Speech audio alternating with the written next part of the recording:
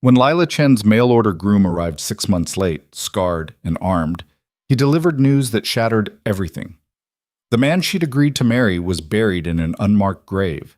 Now this dangerous replacement offered her a deal: marry him instead or lose everything to the creditors circling her failing ranch. She had 24 hours to decide. What Lila didn't know was that saying yes wouldn't just save her land. It would paint a target on her back that no wedding vows could protect her from. Stay with me until the end of this story, hit that like button, and drop a comment with your city so I can see how far this tale travels. The telegram arrived on a Tuesday, 3 weeks after the first frost turned the prairie grass to bone. Lila Chen stood in the Dust Ridge post office, her fingers trembling as she unfolded the thin yellow paper. The words swam before her eyes, reforming into shapes she didn't want to understand. Arriving Thursday. Stop, train 47. Stop, apologies for delay. Stop. No signature. No explanation for 6 months of silence. She'd written 17 letters to Thomas Garrett. 17 careful compositions where she'd measured out pieces of herself like ingredients in a recipe. Enough truth to seem honest, enough omission to avoid scaring him off. She'd told him about her father's ranch, about the debt, about the loneliness that sat in her chest like a stone.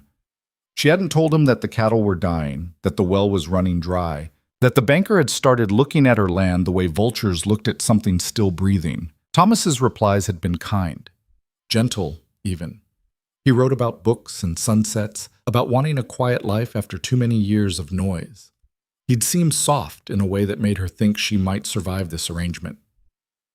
"You all right, Miss Chen?" Lila looked up. Postmaster Webb was watching her with rheumy eyes, his expression caught between curiosity and pity. Everyone in Dust Ridge knew her situation. A Chinese woman trying to hold on to a dead man's ranch was gossip enough. A Chinese woman importing a mail-order husband was practically a serialized novel. "Fine," she said, folding the telegram. "Just fine." She wasn't fine. She was drowning, and Thursday's train was either going to throw her a rope or hold her head underwater. Thursday came wearing a skin of gray clouds and bitter wind. Lila stood on the platform in her mother's blue dress, the only nice thing she owned that still fit. She'd pinned her hair up 3 times before settling on a simple bun. Her hands wouldn't stop shaking, so she gripped her reticule until her knuckles went white. The station was nearly empty. A few ranch hands loitered near the freight dock, smoking and laughing about something Lila couldn't hear. Old Mrs. Patterson sat on a bench, knitting something that looked like it might become a scarf in another lifetime. Everyone else had the good sense to be somewhere warm. The train's whistle cut through the afternoon like a knife. Lila's stomach clenched. She forced herself to breathe, in through the nose, out through the mouth, like her father had taught her before he died, and left her with nothing but debt and dying cattle. The locomotive pulled in with a screech of metal and a belch of steam. Lila watched the passenger cars roll past, her eyes scanning the windows for a face that matched the one photograph Thomas had sent her, a soft-featured man with kind eyes and a slight smile. The train stopped. Doors opened. Passengers emerged. A woman with 2 small children, an elderly man in an expensive coat, 3 cowboys who immediately headed for the saloon. A traveling salesman lugging a case of samples. No Thomas Garrett. Lila's heart sank. Of course. 6 months of silence, and she'd still let herself hope. She was a fool. A desperate, broke fool who'd actually believed. Someone else stepped down from the last car. Tall, broad-shouldered, wearing a long coat that had seen hard miles and a hat pulled low enough to shadow his face. He moved like violence contained, each step deliberate, controlled. A rifle case hung across his back. His right hand stayed near his hip where Lila could see the grip of a revolver. This wasn't her husband. This was someone's nightmare. The man scanned the platform with the methodical precision of someone who'd learned to catalog threats without thinking. His gaze swept past Lila, paused, returned. He started walking toward her. Lila's instinct was to run. Every muscle in her body screamed at her to move, to get away, to put distance between herself and whatever this man represented. But she'd been raised by a stubborn man, and stubbornness was the only inheritance she had left. She stayed put. The stranger stopped 3 feet away. Up close, Lila could see his face, hard angles, a scar that cut through his left eyebrow, eyes the color of slate. He was probably 30, maybe 35. He looked like he'd lived 60 years of bad decisions. Lila Chen? His voice was rough, like gravel under wagon wheels. Who's asking? Her own voice came out steadier than she felt. Name's Cade Voss. He didn't offer his hand. I need to talk to you about Thomas Garrett. The way he said it, past tense, final, made Lila's blood go cold. Where is he? Cade Voss looked at her for a long moment. Something flickered in his eyes that might have been sympathy if his face had known how to arrange itself that way. Dead, he said. 3 months now. The platform tilted. Lila locked her knees to keep from swaying. Around them, the normal sounds of the station continued. The hiss of the cooling locomotive, Mrs. Patterson's knitting needles clicking, the ranch hands laughing at their own jokes. The world hadn't stopped. It just felt like it should have. How? The word came out barely above a whisper. Typhoid. Tore through the camp where we were working. Took 12 men in 2 weeks. Cade shifted his weight, uncomfortable. It was quick, if that helps. It didn't help. Nothing about this helped. Lila became aware that she was still holding the marriage papers she'd brought to sign. Official documents from a county clerk in Denver, ready to legitimize a union with a dead man. She looked down at them, at her name written in careful script next to Thomas Garrett's, and felt something crack open in her chest. You came all this way to tell me that? Her voice had an edge now, sharp enough to cut. You couldn't have sent a telegram? I could have. Cade's jaw tightened. I didn't. Why not? Because Thomas asked me to come if something happened to him, made me promise. He reached into his coat. Lila tensed, but he just pulled out an envelope. He wrote this for you, before he died. Lila stared at the envelope like it might bite her. Thomas's handwriting on the front, shaky but still legible. For Lila Chen, if I don't make it. She didn't take it, couldn't make her hands work. What does it say? She asked. I don't know. Wasn't my business to read it. Cade held the envelope out further. But he talked about you. A lot. Felt bad about the situation he was putting you in. What situation? Lila's laugh was bitter. You mean the one where I'm losing my father's ranch because the bank won't extend credit to a woman? The one where I agreed to marry a stranger because it was the only way to keep a roof over my head? That situation? That one. Cade didn't flinch. He knew, wanted to help. Well, he's dead, so I guess that plan fell through. The words came out harsher than Lila intended, but she didn't take them back. She was tired, so tired of trying to hold everything together with nothing but hope and borrowed time. Cade's expression didn't change, but something in his posture shifted. He lowered the envelope, then did something Lila didn't expect. He pulled out a second envelope. This one was newer, less worn. Thomas wasn't the only one who made promises, Cade said. He asked me to look after you if something went wrong. Help you keep your land. Lila's throat went tight. I don't need charity. Good. I'm not offering it. Cade's eyes met hers, direct and unflinching. I'm offering a solution. Not a good one, but it's what I've got. What kind of solution? Cade was quiet for a moment. Behind him, the train whistle blew, 5 minutes until departure. The ranch hands had wandered off. Mrs. Patterson had fallen asleep on her bench, knitting abandoned in her lap. Marry me instead, Cade said. For a second, Lila thought she'd misheard him. The wind, the train noise, her own exhaustion, any of those could have twisted his words into something nonsensical. But no. He was still standing there, waiting, his expression as serious as a grave. You're insane, Lila said flatly. Probably. Cade didn't disagree.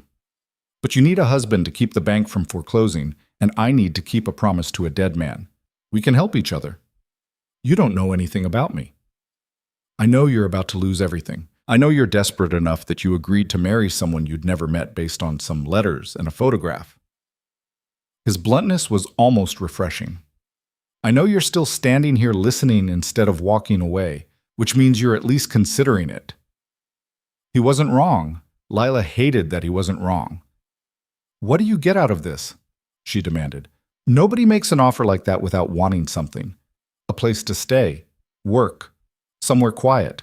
Cade's voice went flat. I've got some money saved. Enough to help with your debts? Get the ranch running again. After that, we go our separate ways if that's what you want. And if I say no, then I give you Thomas's letter, wish you luck, and get back on that train. He gestured toward the locomotive, which was starting to build steam again. But we both know what happens next. Bank takes your land, you end up working in town somewhere, if you're lucky. If you're not, he let the sentence hang. Lila wanted to hit him, wanted to scream at him for showing up, for delivering bad news, for offering her a choice that wasn't really a choice at all. She wanted to tell him to go to hell and take his promises with him. Instead, she heard herself ask, "What kind of work did you do with Thomas?" Cade's expression shuddered. "Various things." "That's not an answer. It's the answer you're getting right now." His tone didn't invite further questions. "If we do this, you'll know what you need to know, but not here, not on a train platform where everyone in town can hear. Fair enough?" Lila didn't particularly want her business broadcast either. The train whistle blew again. 2 minutes. "I need time to think," Lila said. "You've got until that train leaves." Cade nodded toward the locomotive. "After that, the offer expires. That's not enough time to decide something like this." "No," Cade agreed. "It's not. But it's what we've got." Lila looked at him, really looked. Saw the scar tissue on his knuckles, the worn grip of his revolver, the way he stood like someone who'd learned to sleep with one eye open. This was not a gentle man. This was not someone who wrote about books and sunsets. This was someone dangerous. But danger cut both ways. Maybe that's what she needed. "If I say yes," Lila said slowly, "I want it clear. This is business, nothing else." "Agreed. I run the ranch. You work it. We split decisions about anything major. Fair. And if I ever tell you to leave, you leave. No arguments." Cade considered that for a moment, then nodded. "One condition." "What?" "I stay until the debt's clear and the ranch is stable. After that, you can send me packing anytime you want." It was a reasonable condition. More than reasonable, actually. Most men in his position would have demanded more. Control, ownership, rights. He was offering her an escape clause, which made her suspicious. "Why?" Lila asked. "Why would you tie yourself to a stranger's problems? Don't tell me it's just about keeping a promise to a dead man." Cade's jaw worked. For the first time since he'd stepped off the train, he looked uncomfortable. "Thomas saved my life once," he said finally, "in a way that mattered. I owed him. Still do, even though he's gone." He met her eyes. "I don't have much, Miss Chen, but I pay my debts. Always have." The train whistle screamed. Final call. Lila looked at the marriage papers in her hands, looked at the stranger in front of her, thought about her father's ranch, about the cattle dying in the fields, about the banker's cold eyes when he told her she had until the end of the month, thought about having nothing. "All right," she heard herself say, "we'll do it." Cade didn't smile, didn't react at all, really, except for a slight nod. "We'll need a witness for the papers," he said, "and somewhere to file them. Judge Morrison can do it. His office is 2 blocks from here." Lila's voice sounded distant, like it belonged to someone else. "He married my parents. He'll marry us." "Lead the way." They started walking. Behind them, the train pulled out of the station, carrying away the last chance Lila had to change her mind. Judge Morrison's office smelled like old books and pipe tobacco. The judge himself was 70, if he was a day, with a shock of white hair and eyes that had seen everything twice. He looked at Lila, then at Cade, then back at Lila. "You sure about this girl?" His voice was gentle, but his eyes were sharp. "I knew your father. He wouldn't want you rushed into something." "I'm sure," Lila lied. The judge's gaze shifted to Cade. "And you? You understand what you're taking on? This ranch has problems, debts. This girl's got a whole town watching her, waiting to see if she fails." "I understand," Cade said. "You love her?" The question hung in the air like smoke. "No," Cade said. No hesitation, no sugarcoating. "But I'll keep my word to her. That'll have to be enough." Judge Morrison grunted. At least you're honest. He pulled out a leather-bound book, flipped it open to a marked page. All right, let's get this done before I change my mind about enabling this particular brand of foolishness. The ceremony, if it could be called that, took less than 5 minutes. Judge Morrison read from the book in a monotone that suggested he'd performed this ritual too many times to invest it with romance. Lila and Cade stood side by side, not touching, barely looking at each other. Do you, Lila Marie Chen, take this man to be your lawfully wedded husband? Lila's throat was dry. I do. Do you, Cade? The judge paused. What's your middle name, son? Don't have one. Do you, Cade Voss, take this woman to be your lawfully wedded wife? I do. Rings? Neither of them had rings. The judge sighed, made a note in his book. Well, under the authority vested in me by the territory of Colorado, I pronounce you husband and wife. He snapped the book shut. You can kiss the bride if you want, or not. Doesn't affect the legal status. They didn't kiss. Cade signed the papers in a strong, slanted hand. Lila signed beneath him, her signature looking fragile next to his. The judge witnessed, stamped, filed. Congratulations, he said without enthusiasm. Try not to kill each other. Borski shetrim. Outside, the sun was setting, painting dust ridge and shades of amber and rust. Lila stood on the courthouse steps next to her new husband and tried to figure out what happened next. Where's your ranch? Cade asked. 6 miles north, up near Copper Creek. Lila gestured vaguely. I've got a wagon at the livery. I'll get my gear. He started to walk away, then paused.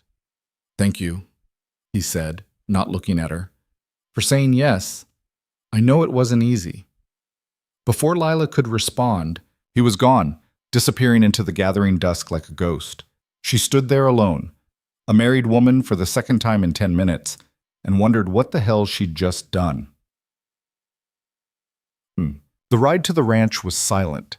Cade sat beside her on the wagon bench, his rifle across his knees, his eyes scanning the landscape with that same methodical precision he'd shown at the station. Lila kept her hands on the reins and tried not to think about the fact that she was bringing a strange, armed man to her home. Her home. Possibly their home now, depending on how one interpreted the marriage contract. The thought made her skin crawl. The ranch appeared over a rise just as the last light was fading. Lila saw it through Cade's eyes and felt shame burn in her chest. The sagging barn, the broken fence posts, the house that needed paint and new shingles and about 1,000 other repairs she couldn't afford. In the paddock, her remaining cattle stood like skeletal monuments to her failure. How many head? Cade asked. 32. Down from nearly 200 when her father was alive. Lost most of them to disease and drought. Water? Well, still good. Creek dried up last summer, but it usually runs this time of year. Usually. Nothing was certain anymore. Cade nodded, taking it in. If he was disappointed, his face didn't show it. Lila pulled the wagon up to the house and set the brake. Her hands were shaking again. She climbed down before Cade could offer help. She didn't need his help. Didn't want to establish that precedent. Barn's that way if you want to stable the horses, she said. House is, well, it's not much, but it's dry. I'll see to the horses, Cade said. You go on in. Lila almost argued. It was her wagon, her horses, her responsibility. But exhaustion was pulling at her bones, and she didn't have the energy to fight over everything. She went inside. The house was cold and dark.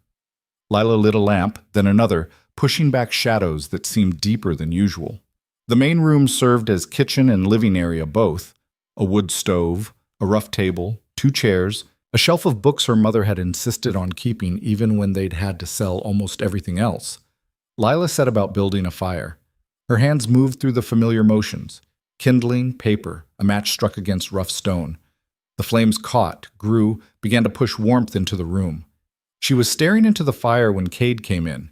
He moved quietly for a big man. Lila only knew he was there when she heard the door close. Horses are fed, he said. Looks like your barn roof needs work. Some of the stalls are rotted through. I know. Lila didn't turn around. Add it to the list. Cade didn't respond to that. She heard him set down his gear, the soft thump of a bedroll, the heavier sound of his rifle case. You got another room? He asked. Or should I set up in the barn? Lila finally looked at him. He stood near the door, making no move to claim space, his expression carefully neutral. There's a second room, she said. My father's. I haven't. She swallowed. It's yours if you want it. All right. Lila stood, brushed off her skirt. I'll show you. She led him down the short hallway to her father's room. The door stuck. It always did. She had to put her shoulder into it before it scraped open. The room was exactly as her father had left it, bed made with military precision. His few belongings arranged on a small dresser, a photograph of Lila's mother in a cheap frame. Cade stepped inside, looked around. If the shrine quality bothered him, he didn't show it. This'll do, he said. Lila started to leave, then stopped. There are some things we should establish, she said. Go ahead. I wake up at 5. Coffee's on by 5:15. If you want breakfast, it's at 6. Understood. Work starts at 7. There's fencing that needs mending, the barn roof like you said, and I want to move the cattle to the north pasture before the snow hits. I can handle that. And, Lila hesitated. We need to go into town tomorrow.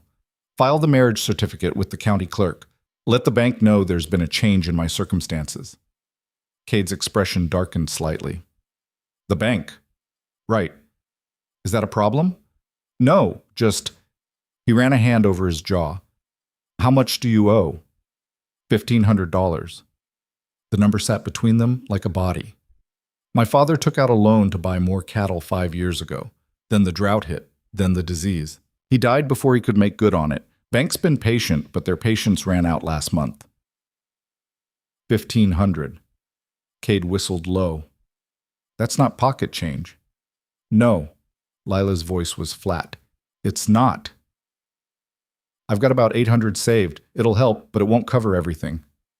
I wasn't asking. I know. Cade held up a hand. But we're in this together now, whether we like it or not. My money's as good as yours for keeping this place afloat. Lila wanted to argue, wanted to tell him she didn't need his money, didn't need anything from him except his name on a piece of paper. But pride was expensive and she couldn't afford it. We'll talk to the bank, she said finally. See what they'll accept. Fair enough. They stood there in awkward silence, two strangers playing at being married. I should let you settle in, Lila said. There are blankets in the chest if you need more. Chamber pots under the bed. Thank you.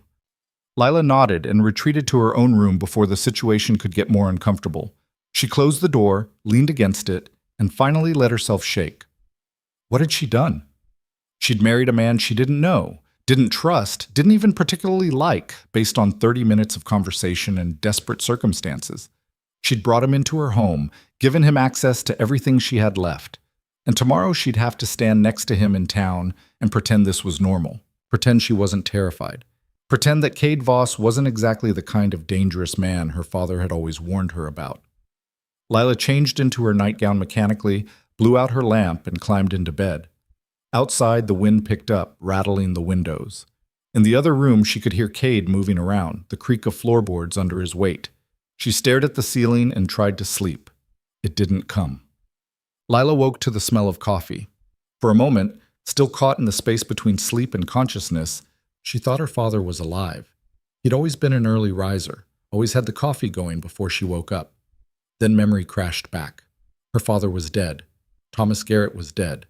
And there was a stranger in her kitchen. She dressed quickly, braided her hair, and steeled herself before opening the door.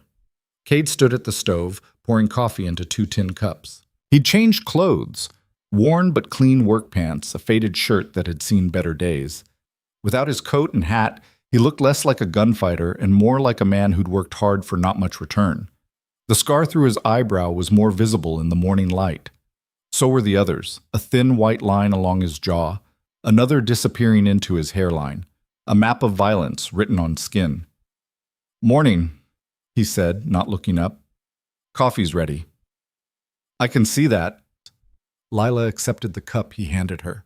The coffee was strong, almost bitter. You didn't have to. I was up anyway. Cade leaned against the counter, cradling his own cup.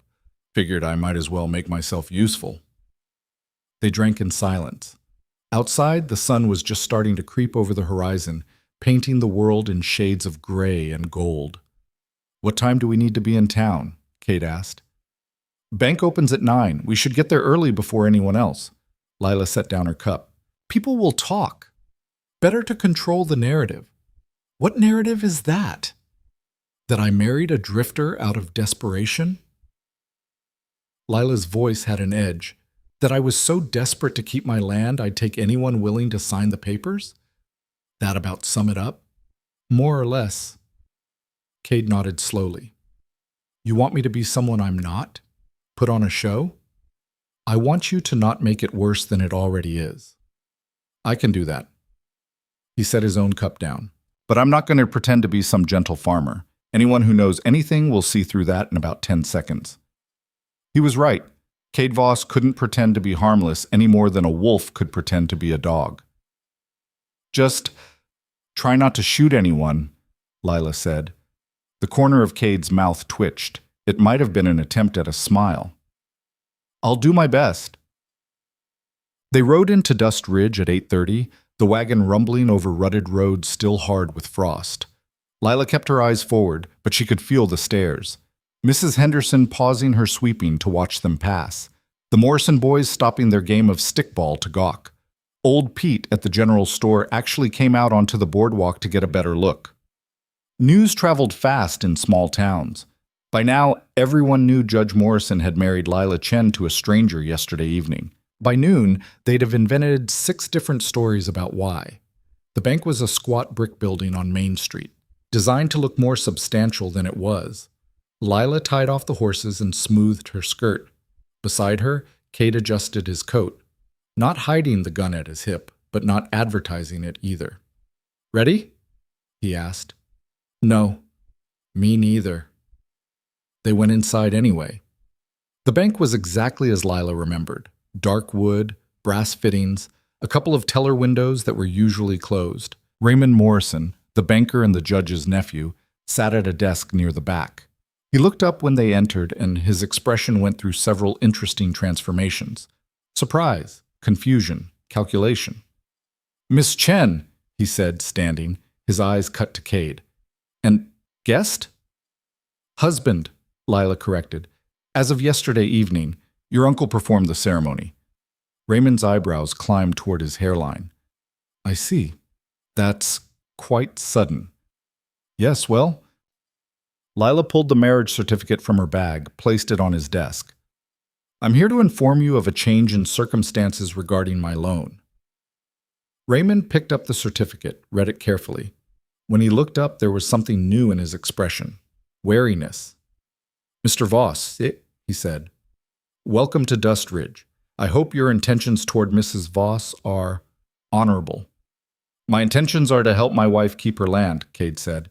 His voice was polite, but there was steel underneath. "Whatever that takes." "I see." Raymond set the certificate down. "Well, this does complicate things. The loan was extended to Chen Holdings, which technically is now under joint ownership," Lila interrupted.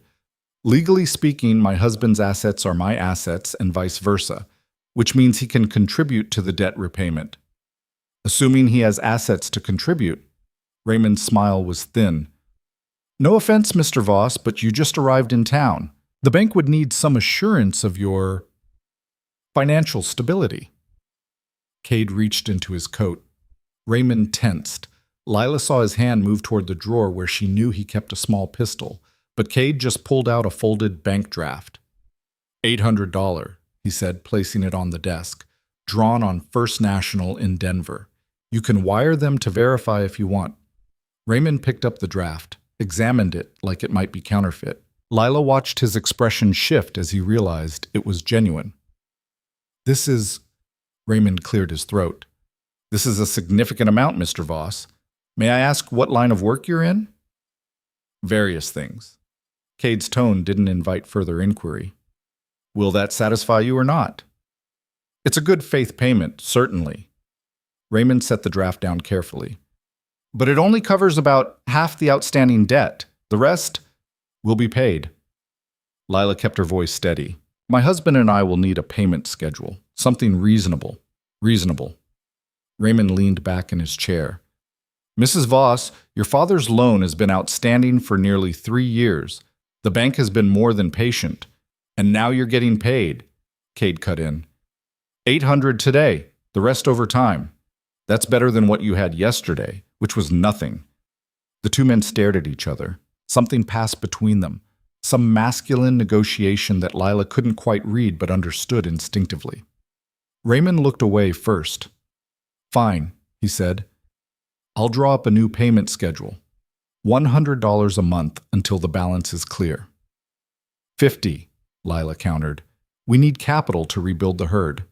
75, 60, 70, and that's my final offer. Lila looked at Cade. He gave a slight nod. 70, she agreed. Raymond pulled out paper, began writing. The scratch of his pen seemed loud in the quiet office. I'll need both your signatures, he said when he finished. And Mr. Voss, I'll need to verify this draft before I can officially accept it. Wire Denver, Cade said. I'll wait. They waited. Raymond sent his clerk to the telegraph office. The clerk returned 20 minutes later and whispered something in Raymond's ear. The banker's expression soured slightly, but he nodded. The draft is good, he said. He stamped the new payment agreement, signed it, pushed it across the desk. Congratulations. You've bought yourselves some time, Lila signed. Then Cade, his signature dark and decisive next to hers. Pleasure doing business, Cade said, in a tone that suggested it was anything but. They left the bank together. Outside, the morning sun was climbing higher, burning off the last of the frost. Lila felt lighter somehow, like she'd set down a weight she'd been carrying for years. Thank you, she said quietly. For the money, I'll pay you back. It's not a loan. Cade untied the horses. We're married. What's mine is yours, remember? That's how this works. Is it? Lila studied him. You don't strike me as someone who shares easily. I don't, Cade admitted, but I made a promise. This is me keeping it. They climbed into the wagon. Lila picked up the reins, then hesitated. What did you do? She asked. To earn that kind of money? Cade was quiet for a long moment.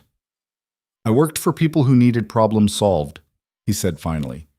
Sometimes those problems were other people. Sometimes they were situations. I was good at making problems go away.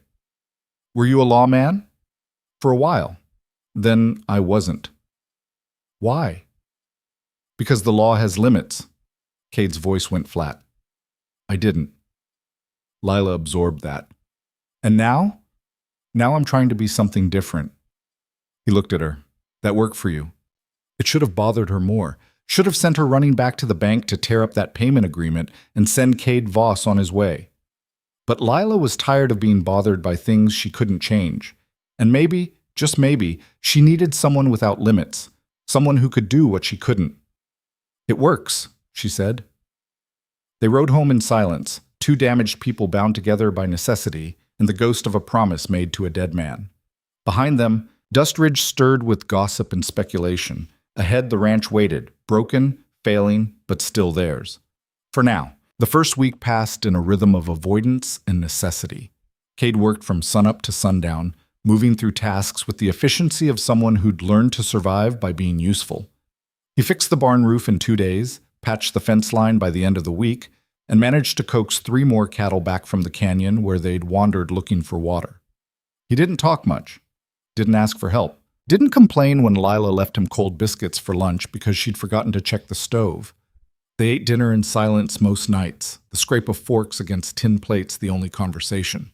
Afterward, Cade would retreat to his room while Lila cleaned up, and they'd remain on opposite sides of the house until morning came and the whole uncomfortable dance started again. It was working, in the way that barely functional things worked.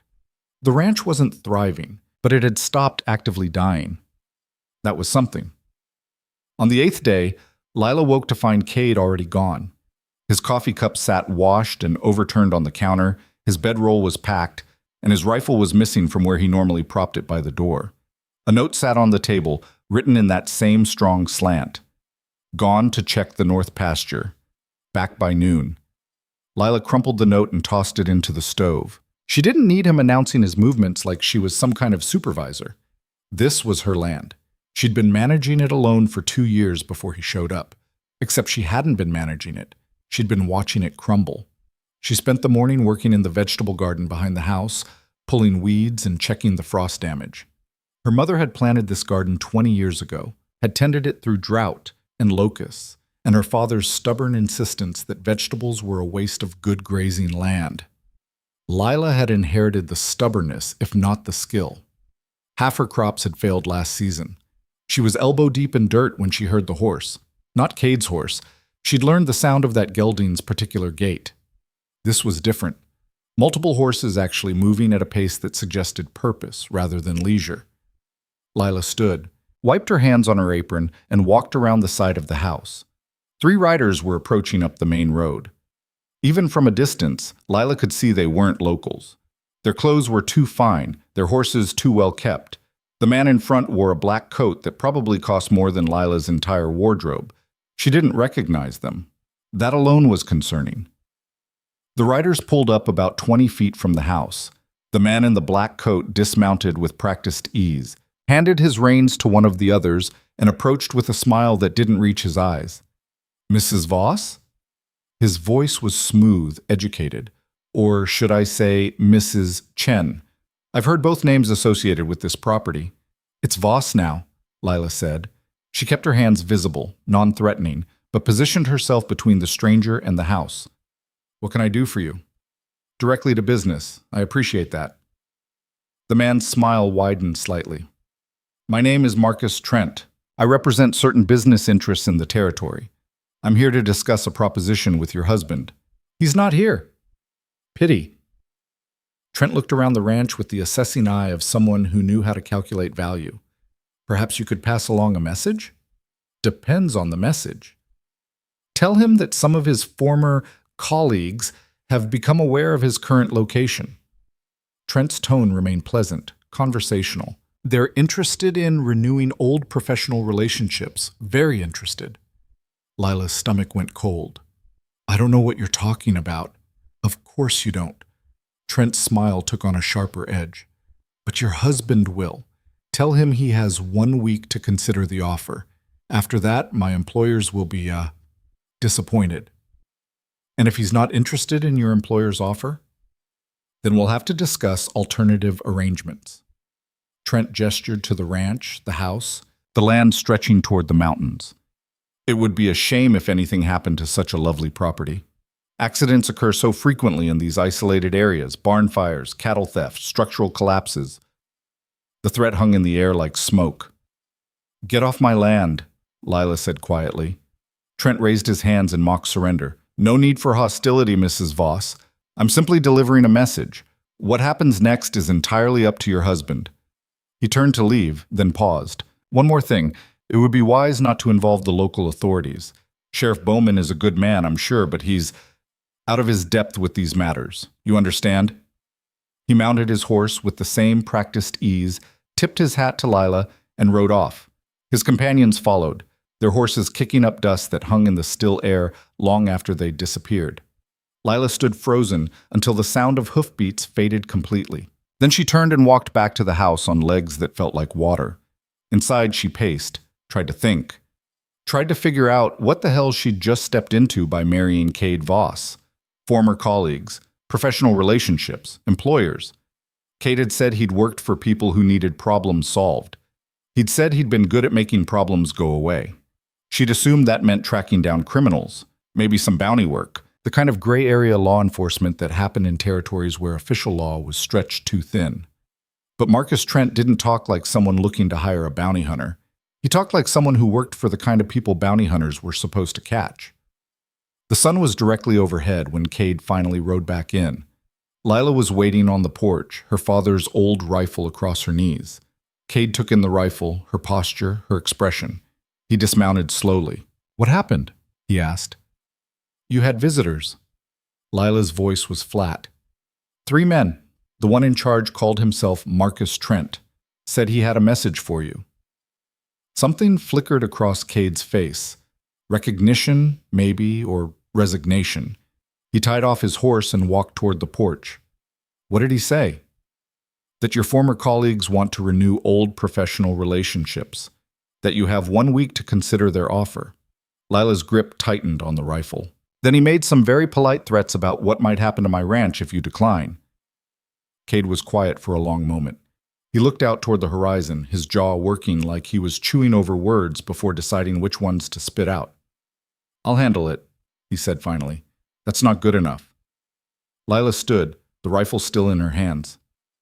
You need to tell me what I've gotten myself into. Who are these people? No one you want to know about. Too late for that. They know where I live. They threaten my property. Lila's voice rose. I deserve to know what's coming. Cade turned to face her fully. His expression was harder than she'd seen it, closed off in a way that made him look dangerous again. Before I met Thomas, I did work for a man named Dalton Cray, he said. Cray runs operations throughout the territory, smuggling, claim jumping, protection rackets. He's got people in half the mining camps between here and Denver. I was one of those people. What kind of work? The kind that required a gun and a willingness to use it. Cade's voice had gone flat, emotionless. I collected debts, enforced agreements, made sure people understood the consequences of crossing Cray's interests. You killed people. It wasn't a question. Yes. The admission sat between them, heavy and irreversible. Why did you stop? Lila asked. Because Thomas showed me there was a different way. Cade's jaw tightened. We were working the same claim up near Leadville. Cray wanted him gone. Thomas had filed a legitimate claim to land Cray wanted. I was supposed to convince him to leave, or make him leave. Thomas knew what I was, what I'd been sent to do. He talked to me anyway. Treated me like I was human instead of a weapon. So you let him live. More than that, I helped him, got him out of the territory before Cray could send someone else. Cade's voice roughened. Thomas saved my life by giving me a reason not to throw it away. I owed him everything. When he got sick and asked me to look after you, I couldn't say no. Lila processed this, trying to reconcile the man who'd fixed her barn roof with the one who'd just admitted to being a killer for hire. And now Cray's found you, she said. Looks that way. What does he want? Me back. Cade's smile was bitter. I was good at what I did. Better than the men he's got now, probably. And I left without permission. Cray doesn't forget things like that. So what are you going to do? Tell him no. Leave if I have to. Cade met her eyes. I won't bring this down on you. That wasn't part of our deal. We made a deal that you'd stay until the ranch was stable, Lila reminded him. You leave now. You break that promise. Better a broken promise than you dead because I couldn't let go of my past. Lila wanted to argue, wanted to tell him that running would solve nothing, that men like Dalton Cray didn't just let people walk away. But the truth was, she didn't know enough about this world to know what would happen next. How long do we have? She asked instead.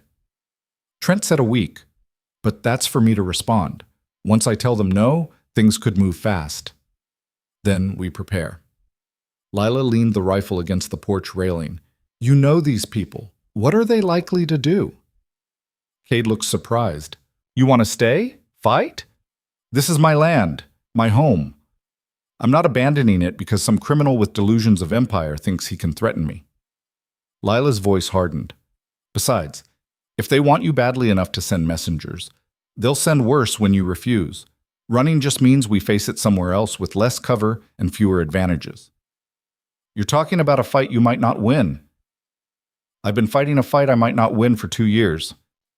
Lila descended the porch steps, stood close enough to Cade that she could see the scar tissue up close, the evidence of a violent life written on his skin.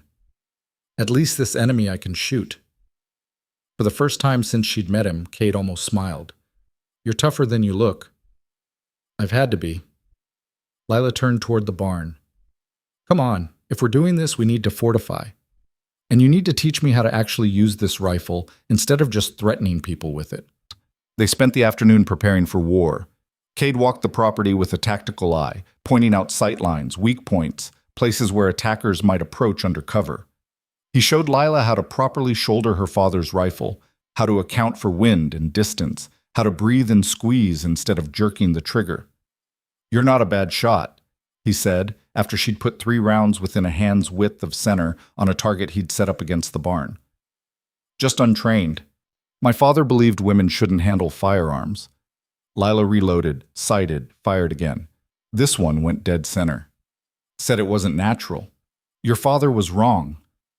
Kate adjusted her stance slightly, correcting the angle of her shoulder. Natural doesn't matter when someone's shooting at you. Accurate does. They worked until the sun started sinking toward the mountains.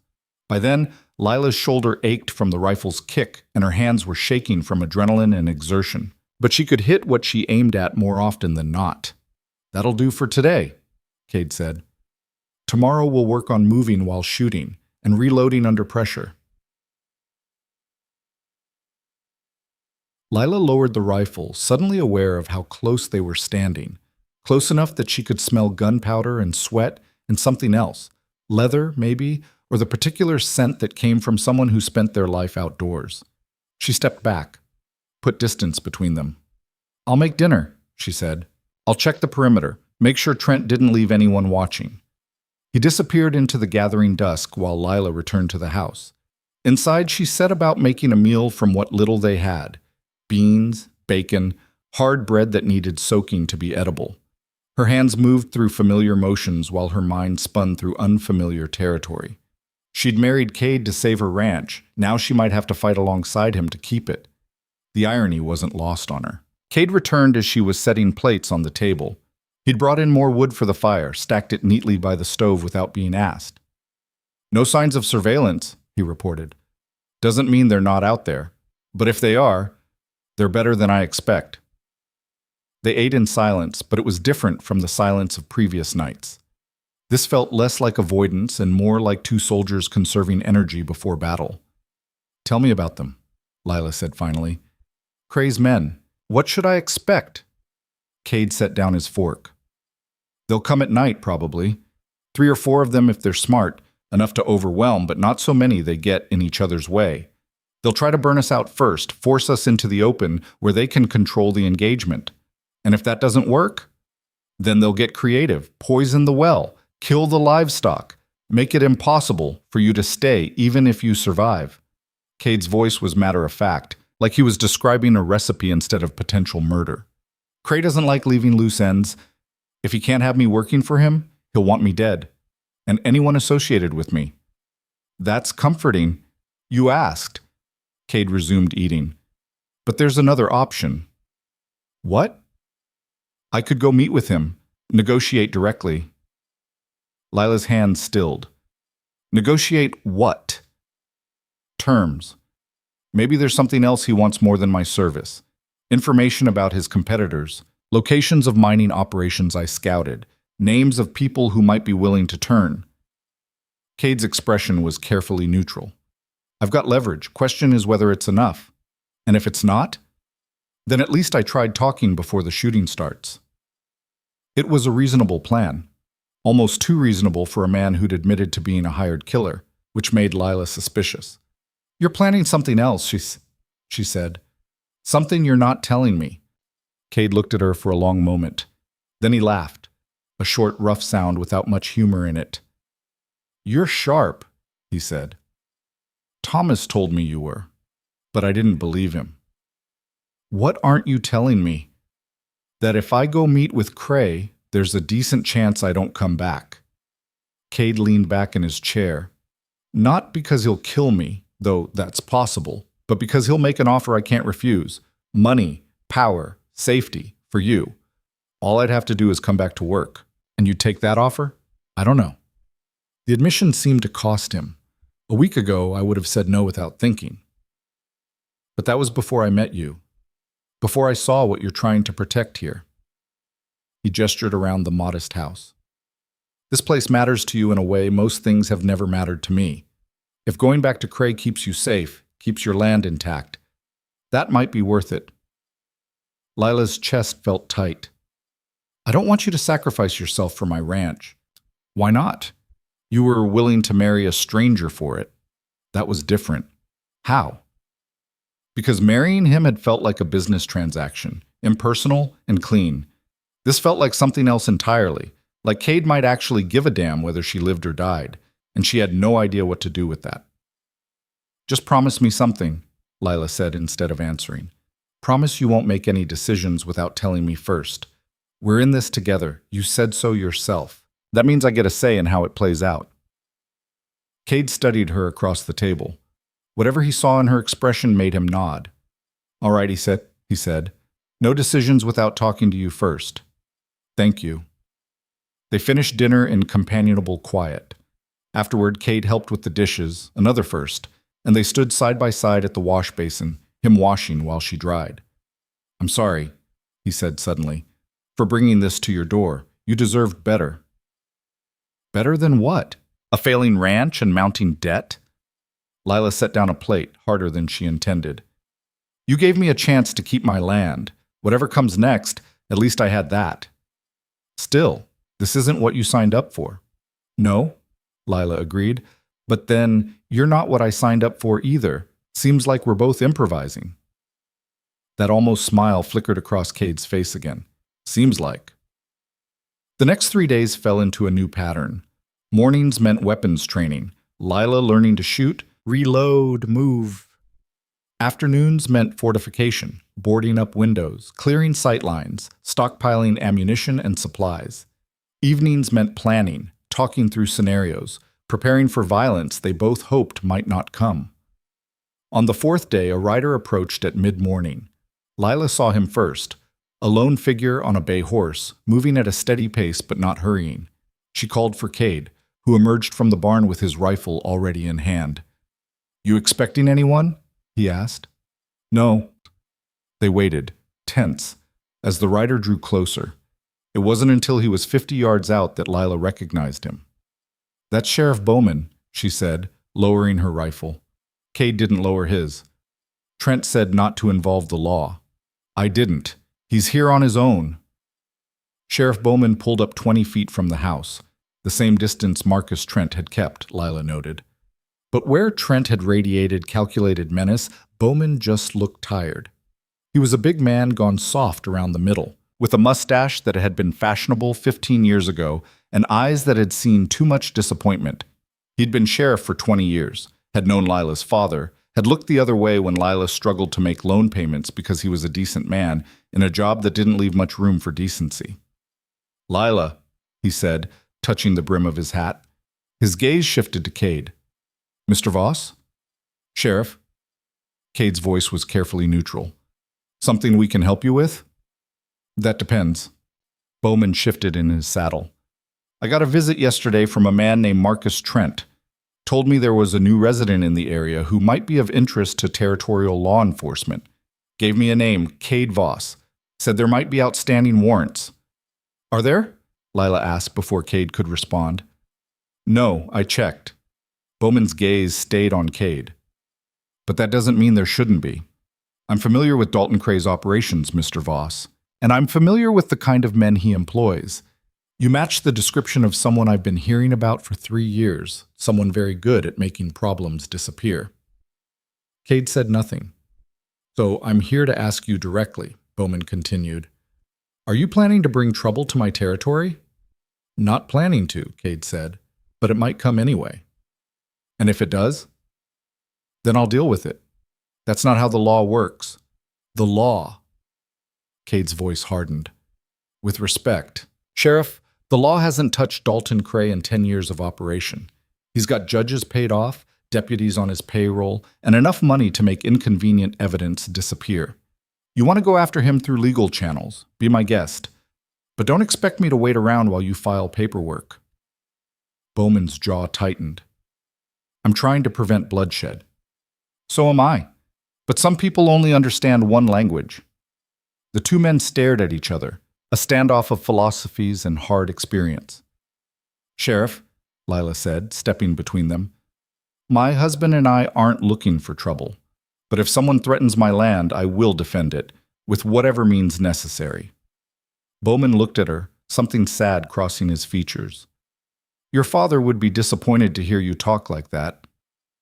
"My father's dead, and he left me with debts I couldn't pay and a ranch I couldn't run alone."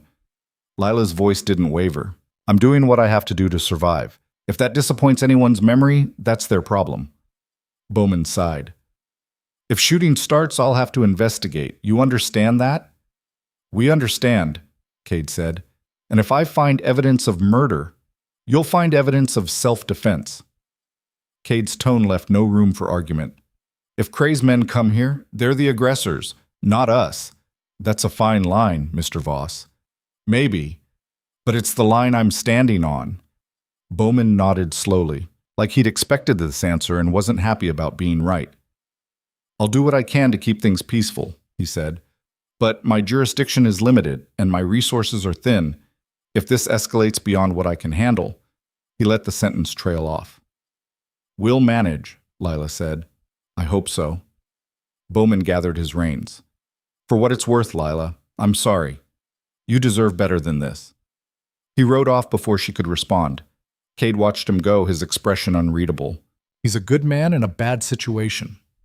That describes most people I know, Lila said. That night, Lila woke to the smell of smoke. Not the clean smell of a wood fire, but something else. Something acrid and wrong. She was out of bed and moving before her mind fully caught up, grabbing her rifle and bursting into the hallway. Cade was already there, shirtless and armed, his face hard in the dim light filtering through the windows. Barn, he said shortly. They ran outside together. The barn was burning, not fully engulfed yet, but flames were licking up the north wall where the old wood was driest. In the paddock, the cattle were panicking, slamming against the fence. Get water, Cade ordered. I'll get the animals out. Lila didn't argue. She ran for the pump while Cade sprinted toward the paddock. Behind her, she heard him swearing as he wrestled with the gate latch, then the thunder of hooves as the cattle broke free. She worked the pump with desperate speed, filling bucket after bucket and hauling them toward the barn. The fire was spreading faster than she could work, eating through sun-dried wood like paper. Smoke stung her eyes, made her cough. Cade appeared beside her, took a bucket, threw water at the base of the flames. It's not enough, he shouted over the roar. We need to let it burn. Like hell, Lila shot back. There's equipment in there we can't replace. And you'll die trying to save it. Cade grabbed her arm. Lila, it's gone. We need to fall back. She wanted to fight him, wanted to keep throwing water at flames that were going to consume the barn no matter what she did. But she'd learned enough about survival to know when to retreat. They backed away and watched the barn burn. It took 2 hours to collapse completely. By then, the sun was coming up, painting the destruction in shades of gold and ash. The cattle had scattered into the hills. The barn was a smoking skeleton, and somewhere out in the darkness, someone was watching. Cray's opening move, Cade said quietly. He's telling us he can reach us anytime he wants. Lila's hands were blistered from the pump handle, her face streaked with soot and sweat. She felt hollowed out, scraped clean of everything except a cold, hard fury. Then we tell him he made a mistake, she said. Cade looked at her. How? By being ready when he comes back. Lila turned toward the house, toward the rifles waiting inside. He wants to burn me out? Let him try. Next time we'll be waiting. They spent the rest of that day in preparation, but something had changed. The attack had stripped away the last pretense of civility, the thin hope that this might resolve peacefully. Now it was just a matter of time before the next escalation. The week deadline came and went. Cade sent no message to Trent or Cray. The response was delivered 2 nights later. Lila was checking the water supply when she heard horses. Not cautious horses trying to approach quietly, but a group moving with the confidence of people who didn't care about being heard. She ran for the house, shouting for Cade. He met her at the door, already armed. How many? He asked. 4, maybe 5. Lila grabbed her rifle from where it leaned against the wall. Coming from the east. Get to the window. 2nd floor, south corner, best sight line. Cade was already moving, distributing ammunition, checking loads. Don't shoot unless they shoot first. What are you going to do? Try one more time to talk. He stepped out onto the porch while Lila ran upstairs, positioned herself at the window he'd specified. From here, she could see the riders approaching, 5 men, heavily armed, moving in loose formation. The one in front was Marcus Trent. They pulled up at that same 20-foot mark. Trent dismounted, but this time his companions did too, spreading out in a semicircle that looked casual, but wasn't. Mr. Voss, Trent called out. I'm disappointed. I expected a response to our generous offer. I'm responding now, Cade said from the porch. Tell Cray the answer is no. I'm afraid that's not acceptable. Trent's smile was thin. Mr. Cray has invested considerable resources in your development.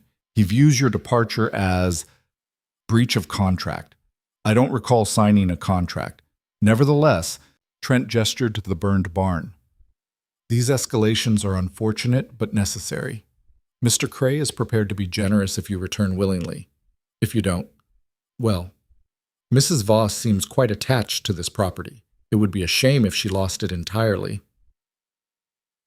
From her window, Lila saw Cade's posture shift, saw his right hand drift toward his gun. Leave her out of this, Cade said quietly. I'm afraid she's already in it. Trent's voice carried clearly in the still air. The moment she married you, she became leverage. Mr. Cray understands the value of leverage. Last chance, Trent. Take your men and go. Or what? You'll shoot us? There are 5 of us and 1 of you. Even if you're as good as your reputation suggests, the math doesn't favor you. Cade smiled. It wasn't a friendly expression. Who says there's only 1 of me? He asked. And Lila, from her window, sighted down a rifle and put a round into the dirt 2 inches from Trent's boot. The effect was immediate. Trent jumped back. His men drew their weapons, but they were looking in the wrong direction. At Cade, not up at the window where Lila was already chambering another round. My wife, Cade said pleasantly, is a decent shot. And before you consider your next move, you should know there are 2 more rifles covering you from positions you haven't spotted yet. A bluff? There were no other rifles. But Trent didn't know that. His eyes darted around, trying to locate threats he couldn't see. This is your final warning, Cade continued. Tell Cray I'm not coming back. Tell him if he sends anyone else to my land, they won't leave alive. And tell him that if anything happens to my wife, I will hunt him personally. I know where he lives, where he works, where he sleeps. I'll kill everyone he cares about and make him watch before I end him. That's not a threat. It's a promise. The silence stretched out. Trent's calculation was visible on his face, weighing options, measuring risks, trying to decide if Cade was bluffing. Finally, he nodded. I'll deliver your message.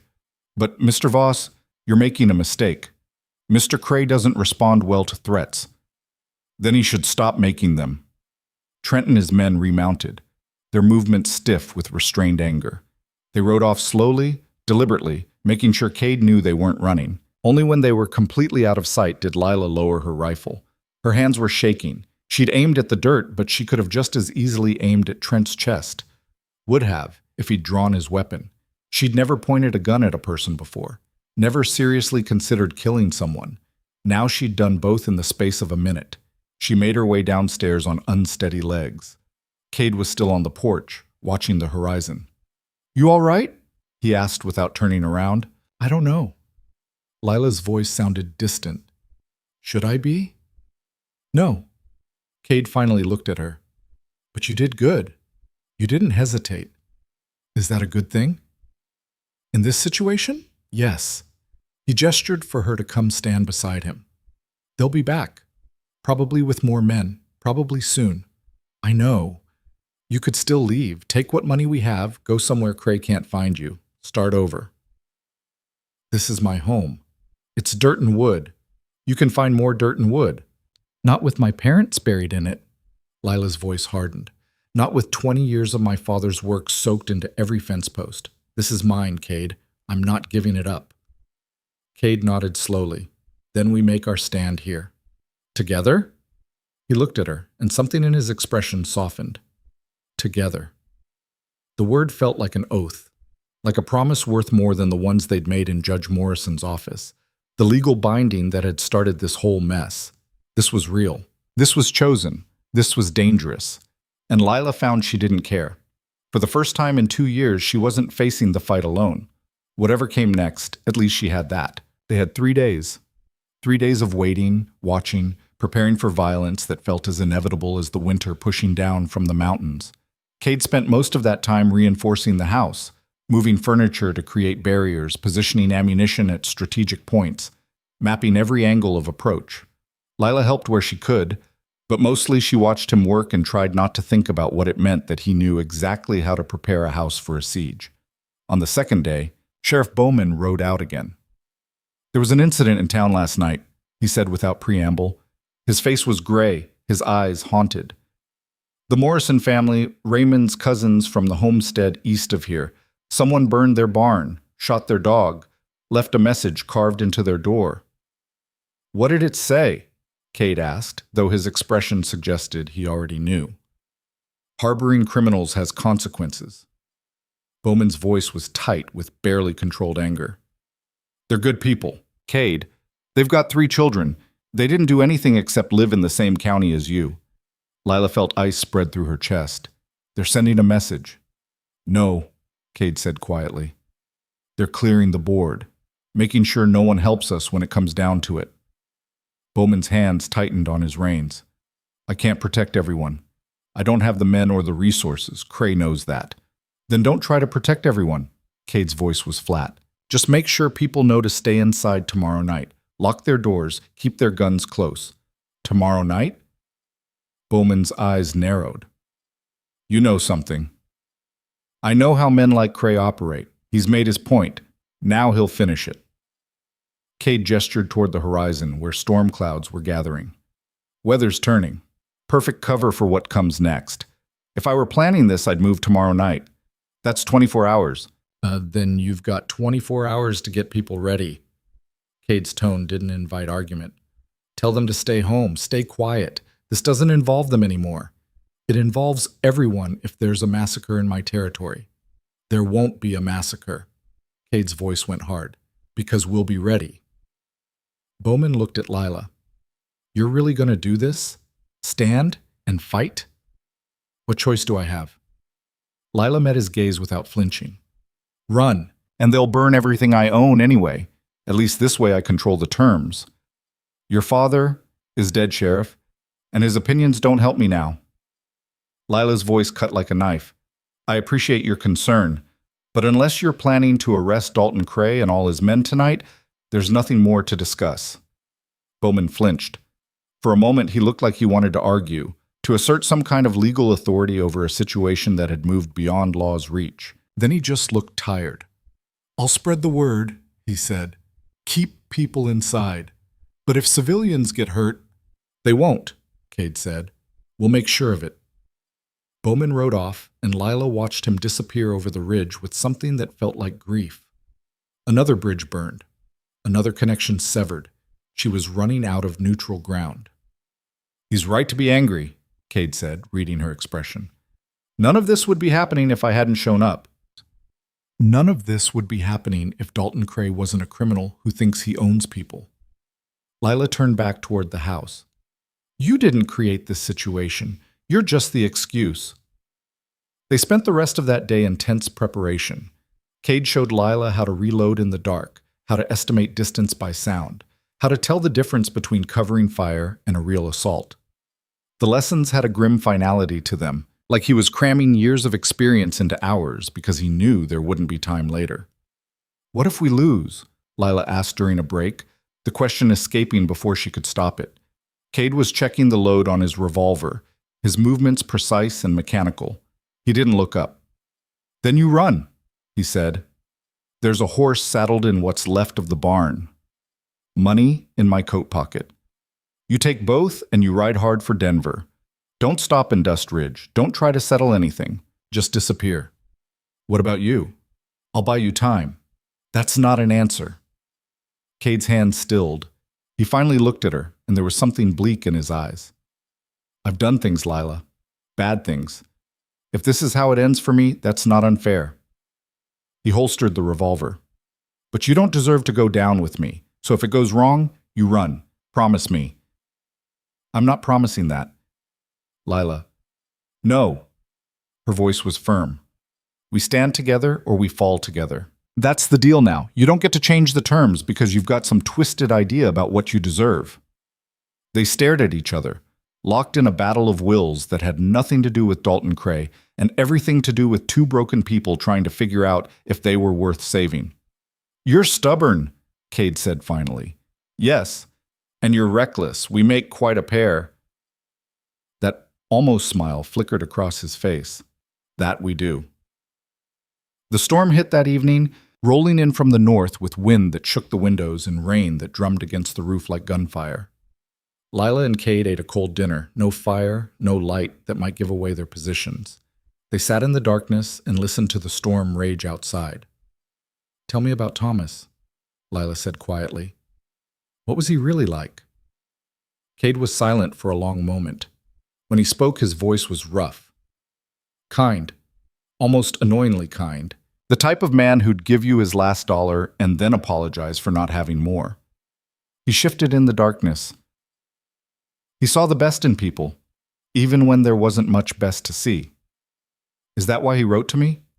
Because he saw something worth saving? Probably. Thomas believed everyone deserved a second chance. Hell, he gave me one when I didn't deserve it. Cade's laugh was bitter. He talked about you constantly. About your letters, your father's ranch, the way you described the mountains. He was excited to meet you, to build something good. And then he died. And then he died. Cade's voice went flat. Stupid, random, unfair, all that kindness, all those plans, gone because of bad water and worse luck. Lila absorbed this. Do you think he'd approve of what we're doing? No. Cade didn't hesitate. Thomas hated violence. Would have tried to talk this out, find some peaceful solution. He'd be disappointed in both of us right now. Good thing he's not here then. Yeah. Cade's voice softened. Good thing. They lapsed into silence again, but it was comfortable now. Two people waiting for the same storm, finding strange solace in shared fear. Lila must have dozed off at some point, because she woke with a start to Cade's hand on her shoulder. They're here, he whispered. Her heart slammed against her ribs. She grabbed her rifle, moved to the window Cade indicated. Outside, the rain had eased to a drizzle, and in the weak moonlight filtering through the clouds, she could see movement. Shapes. At least 6 of them, maybe more, spreading out in a loose perimeter around the house. They moved with military precision, using the darkness and the remaining storm noise as cover. More than I expected, Cade murmured beside her. Cray really wants this finished. Can we hold against that many? Depends on how smart they are. Cade's voice was clinical, detached. If they rush us all at once, probably not. If they try to be tactical, we've got a chance. One of the shapes broke from the group, moved closer to the house. Even in the dim light, Lila recognized Marcus Trent's expensive coat. Mr. Voss, Trent called out. I'm here to offer one final opportunity for peaceful resolution. Come out and talk. No violence necessary. Cade didn't respond. Mr. Voss, please be reasonable. Mr. Cray simply wants what belongs to him. Your service in exchange for your wife's safety. Surely that's a fair trade. Still nothing. Trent's posture shifted. Very well, you leave us no choice. He retreated to the perimeter. For a moment, everything was still. Then the world exploded. The first shots came from multiple directions at once, deliberate, coordinated fire designed to pin them down. Glass shattered, wood splintered. Lila dropped below the window line, her heart hammering. Return fire, Cade ordered. Controlled bursts. Make them think there's more of us. Lila rose, sighted on a muzzle flash, squeezed the trigger. Her rifle kicked. She didn't know if she hit anything, but the muzzle flash stopped. She ducked it down, moved to a different window, fired again. Cade was doing the same on the other side of the house, his movements fluid and practiced. He fired twice, moved, fired again, creating the illusion of multiple defenders. The attackers adjusted their tactics. The gunfire slackened, became more sporadic. They were probing now, looking for weak points. They're going to try to flank us, Cade said. Watch the back.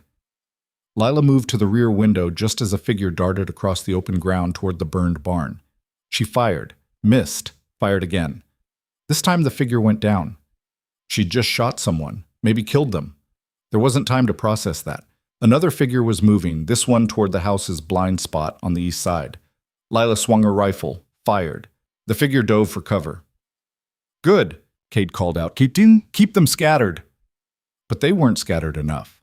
Lila could see the pattern forming, a classic pincer movement, forces converging from multiple angles. They were outnumbered and running out of ammunition. Cade, she called out. "They're boxing us in." "I know." His voice was tight. "Get ready to fall back to the second floor." Before Lila could respond, something crashed through the front window, a bottle with a burning rag stuffed in the neck. It shattered against the far wall and flames erupted across the old wood floor. "Fire!" Lila shouted, already moving. "They're trying to burn us out." Cade swore, fired twice more out the window, then ran for the kitchen. He grabbed the water bucket, threw it on the flames. It helped, but not enough.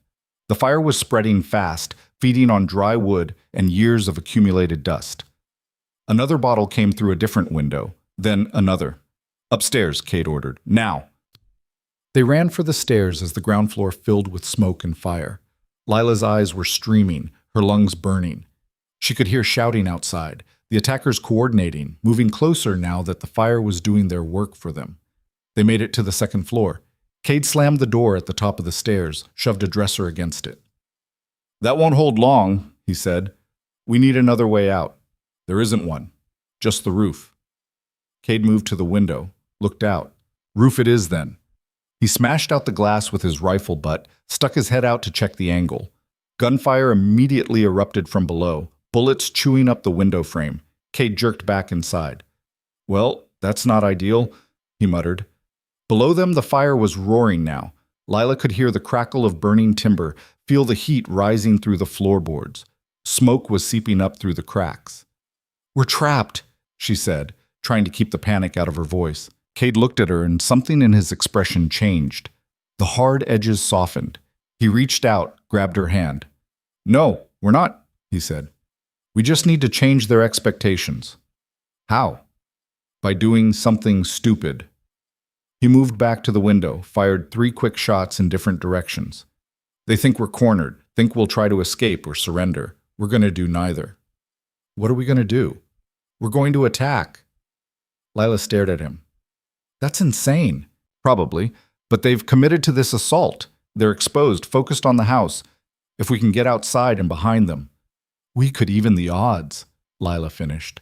She looked at the burning house around them, at the smoke thickening in the air, at the man who'd become her husband in a ceremony that felt like it happened in another lifetime. "All right, how do we get out?"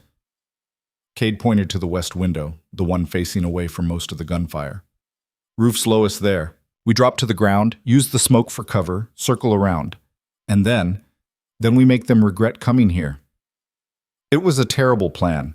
The kind of plan that got people killed, but sitting here waiting to burn or be shot wasn't any better. "Let's go," Lila said. They moved to the west window. Cade went first, climbing out onto the sloped roof with his rifle slung across his back. The shingles were slick with rain, treacherous. He made it to the edge, paused, then dropped out of sight. Lila followed, her heart in her throat.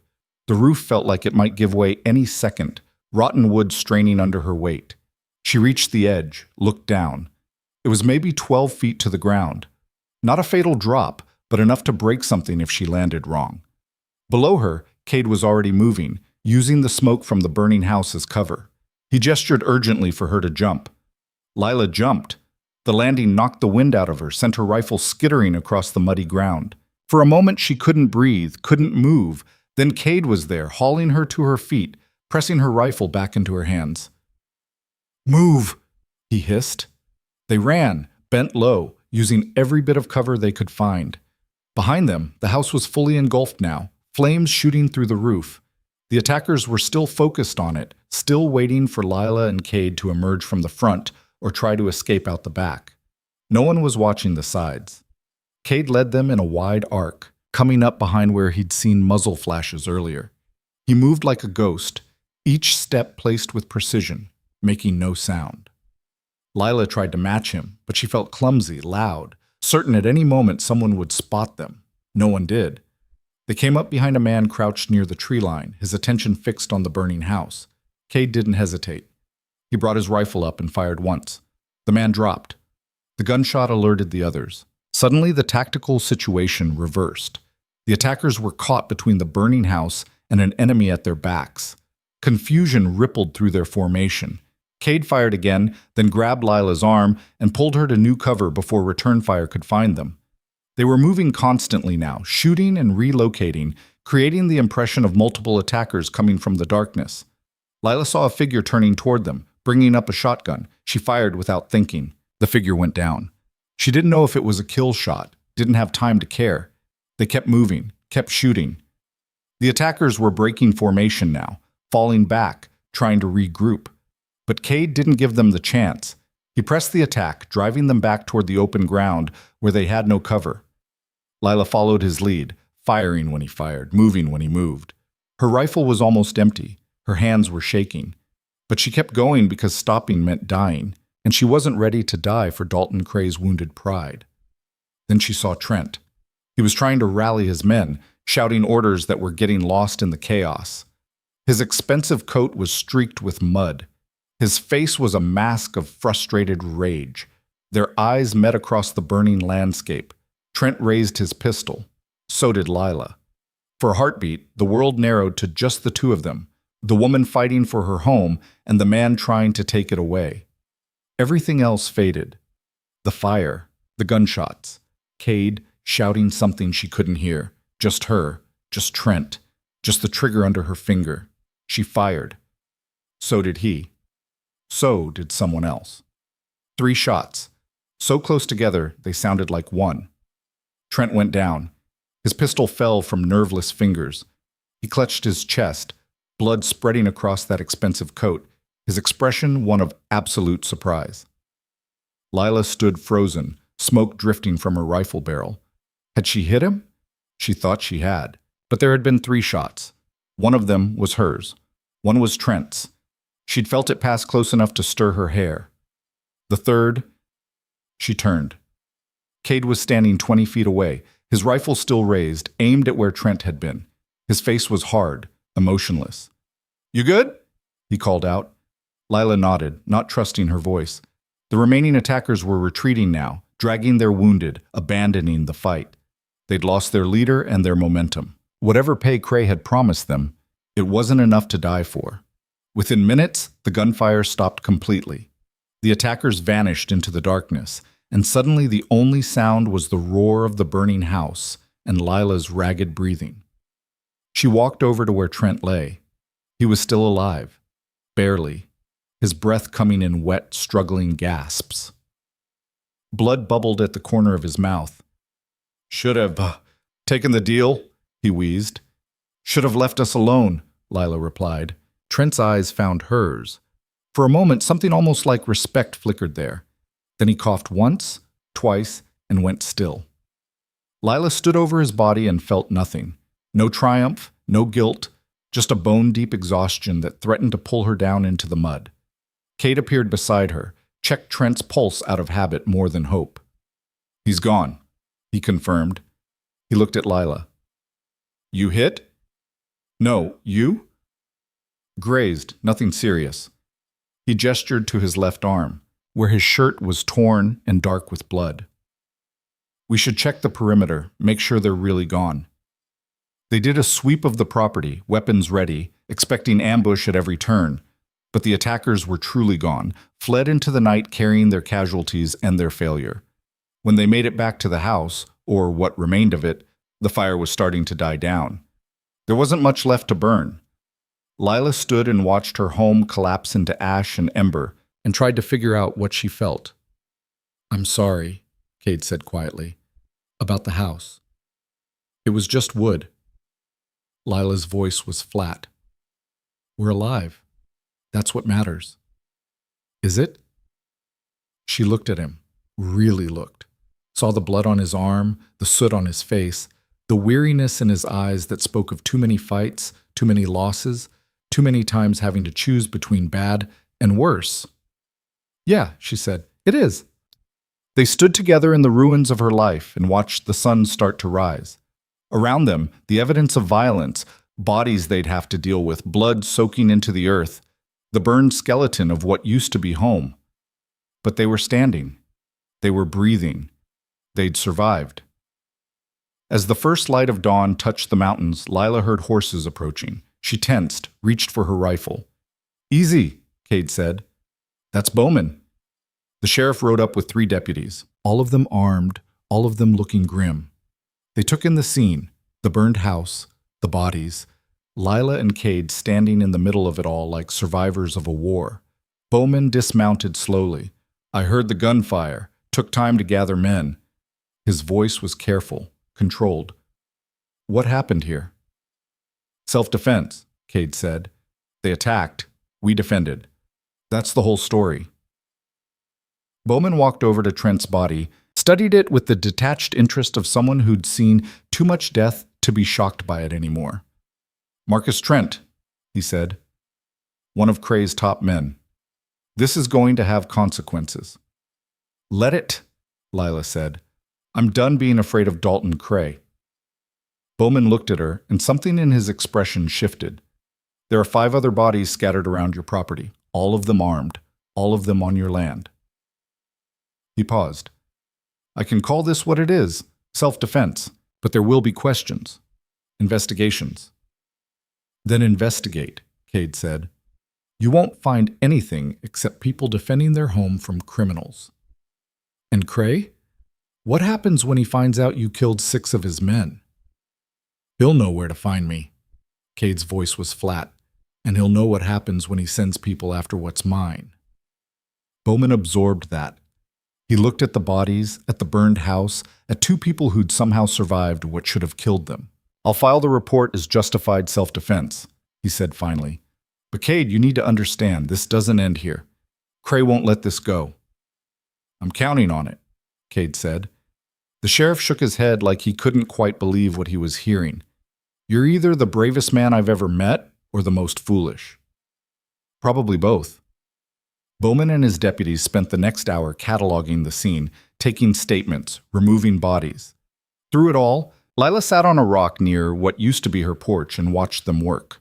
Cade stayed close, protective in a way that would have annoyed her a week ago, but now just felt necessary. When the law finally left, taking the last of the bodies with them, Lila and Cade were alone again. The sun was fully up now, revealing the full extent of the devastation. The house was gone.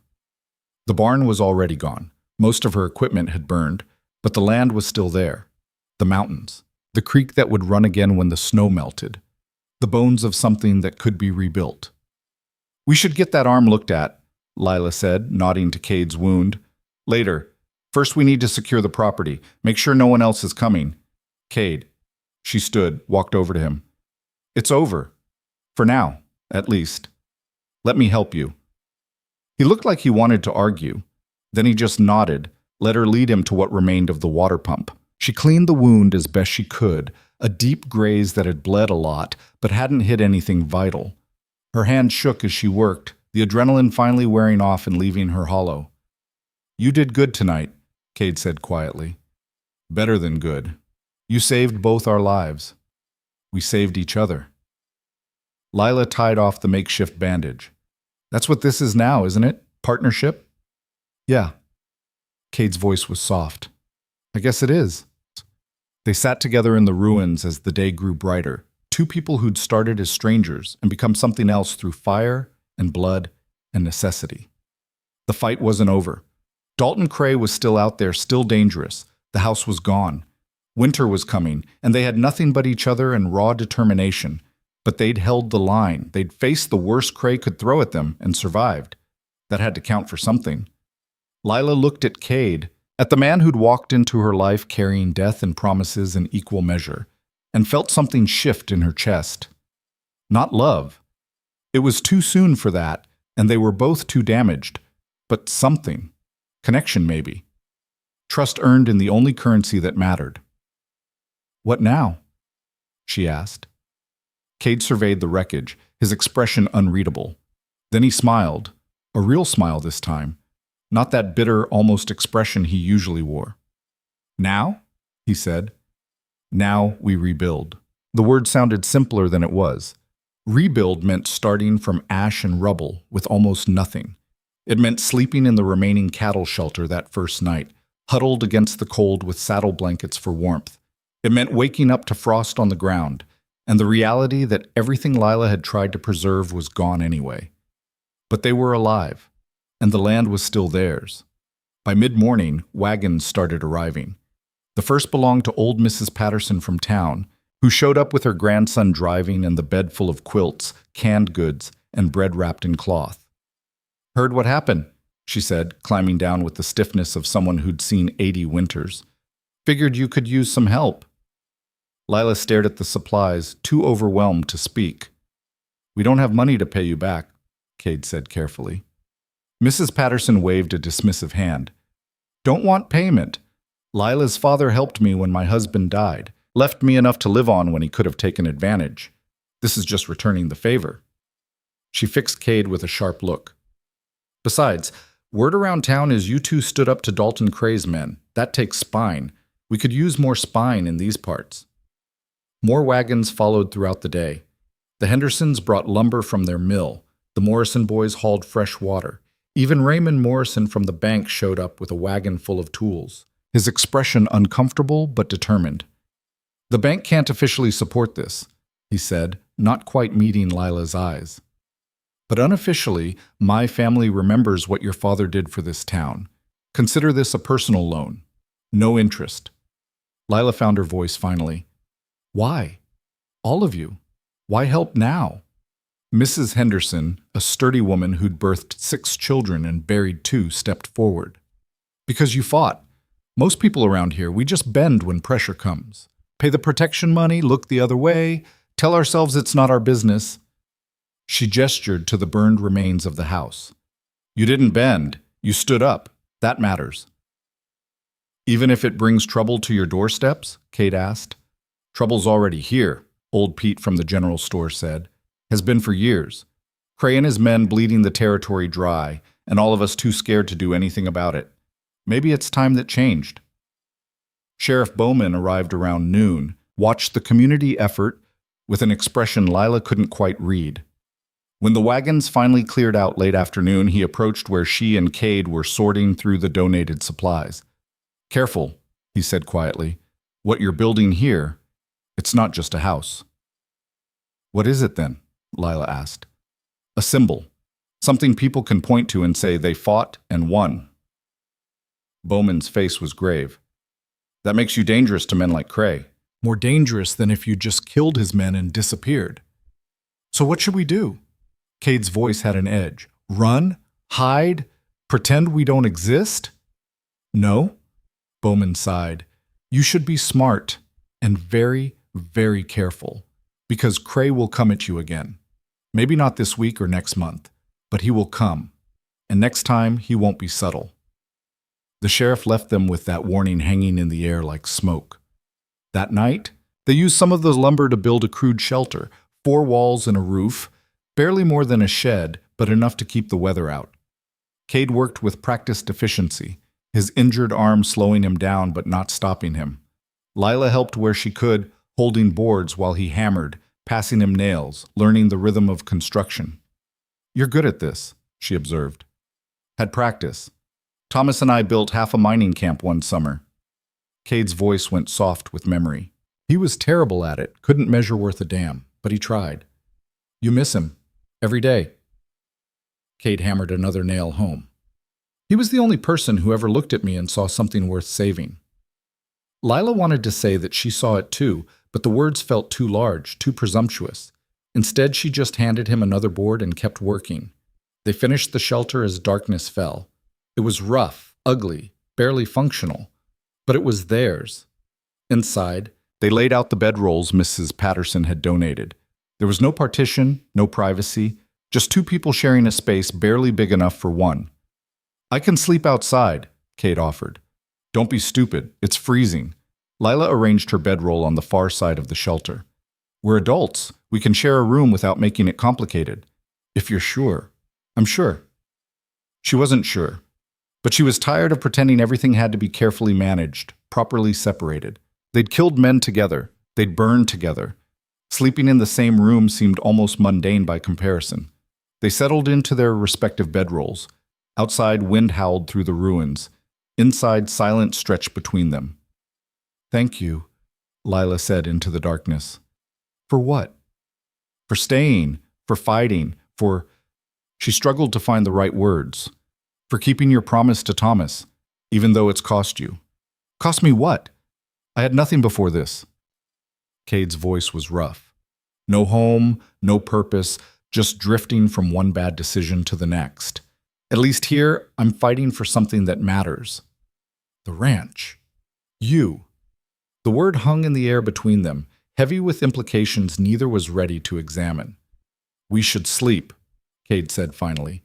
Tomorrow we start on the real house. Yeah, tomorrow. But Lila lay awake long after Cade's breathing evened out into sleep. She stared at the rough ceiling and tried to understand what was happening between them. This marriage that had started as pure transaction was becoming something else. Something that didn't have a name yet, but felt real in a way the legal papers never had. It should have scared her. Instead, it felt like the first honest thing in her life. The next weeks fell into a pattern of brutal, exhausting work. They rose before dawn and worked until they couldn't see anymore. Cade led the construction while Lila managed the surviving cattle, coaxed the garden back to life, and made runs into town for supplies they couldn't make or borrow. The house took shape slowly. Nothing fancy, a simple structure with 4 rooms, a proper kitchen, windows that actually closed. They couldn't afford glass yet, so they used oiled paper that let in light but kept out the worst of the weather. People continued to help, but cautiously now. Word had spread about what happened, the attack, the bodies, the fact that Lila and Cade had stood their ground. Some folks in town looked at them with respect, others with fear. A few with outright hostility, as if defending yourself was somehow worse than dying quietly. One afternoon, Lila was in town picking up nails when she overheard 2 men talking outside the saloon. Heard Cray put a price on Voss. $2,000, dead or alive. That's a lot of money for one man. It's not about the money, it's about the message. You don't walk away from Cray's organization. You don't kill his men and get away with it. Lila's blood went cold. She finished her purchase and headed back to the ranch, her mind racing. Cade was on the roof when she arrived, hammering shingles into place. She waited until he climbed down before telling him what she'd heard. He took it better than she expected, just nodded, wiped sweat from his forehead, and went back to work. That's it? Lila demanded. There's a price on your head and you're just going to keep building? What else should I do? Cade's voice was calm. Running won't change it. Neither will worrying, so I might as well be useful. Cade, Lila. He turned to face her fully. I've known since the moment I refused Cray that this was coming. A bounty just makes it official. Changes nothing about what we need to do. Which is what? Stay alert. Keep our weapons close. Trust no strangers. He picked up his hammer again.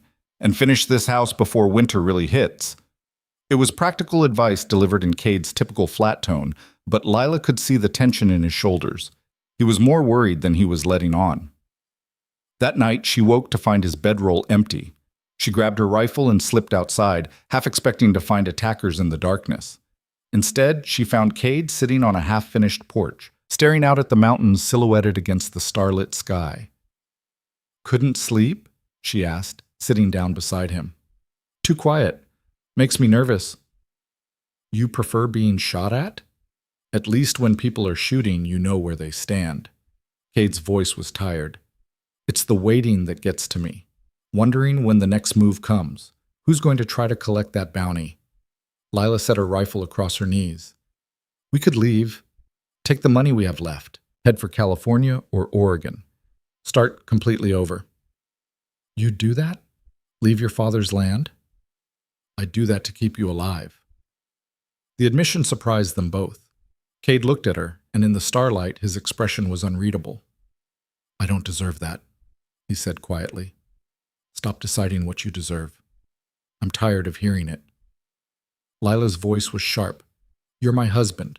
Whether we planned it that way or not, whether it's real or convenient, that means something. At least it does to me. What does it mean?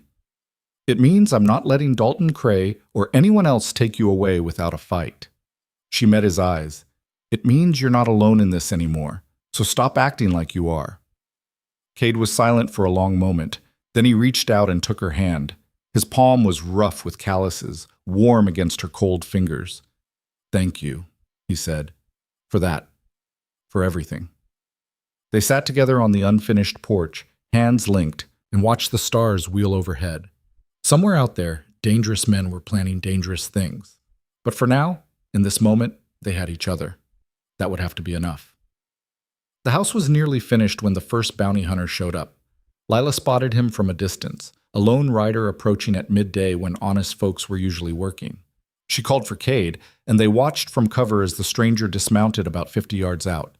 He was young, maybe 25, with the kind of confidence that came from not knowing how quickly things could go wrong. His guns were too shiny, his clothes too clean. "Cade Voss," he called out.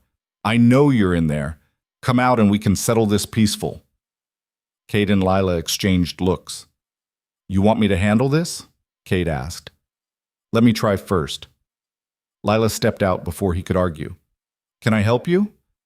The young man looked surprised to see a woman. "Where's Voss?" "That depends. Who's asking and why?" "Name's Billy Hendricks. I've got paper on Cade Voss, $2,000 for his capture." Billy's hand drifted toward his gun. "Don't make this difficult, ma'am. Just send him out." "And if I don't? Then I'll have to come in and get him." "Bad idea," Cade said, stepping out beside Lila.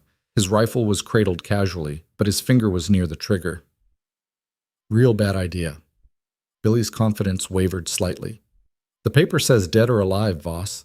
Your choice which?" "Third option will," Cade said. "You turn around, ride back to wherever you came from, and forget you ever heard my name." "Can't do that. I need the money." "Everyone needs money. Not everyone's willing to die for it." Billy's hand twitched toward his gun. It was a mistake. The movement of someone who'd never been in a real gunfight, who thought fast was the same as good. Cade's rifle came up in one smooth motion. "Don't," he said flatly. Billy froze, his hand halfway to his holster, suddenly realizing how outmatched he was. "I'm going to give you a chance I probably shouldn't," Cade continued. "You're going to mount that horse and leave. You're going to tell anyone else thinking about collecting that bounty what happened here. You're going to spread the word that trying to take me is suicide. You understand?" Billy nodded jerkily. "Good. Now go." The young man practically ran to his horse. He mounted with shaking hands and rode off at a gallop, kicking up dust in his panic. Lila lowered her rifle, which she'd raised without thinking. "Think he'll actually spread the word? Maybe. Or maybe he'll come back with friends." Cade watched the dust trail fade. Either way, he won't be the last. The bounty's too high. He was right. Over the next 2 weeks, 3 more hunters showed up. 2 took Cade's warning and left. The third was older, harder, and decided to try his luck in the middle of the night. Cade was ready. He'd been sleeping light, listening for exactly this kind of approach. The fight lasted maybe 30 seconds.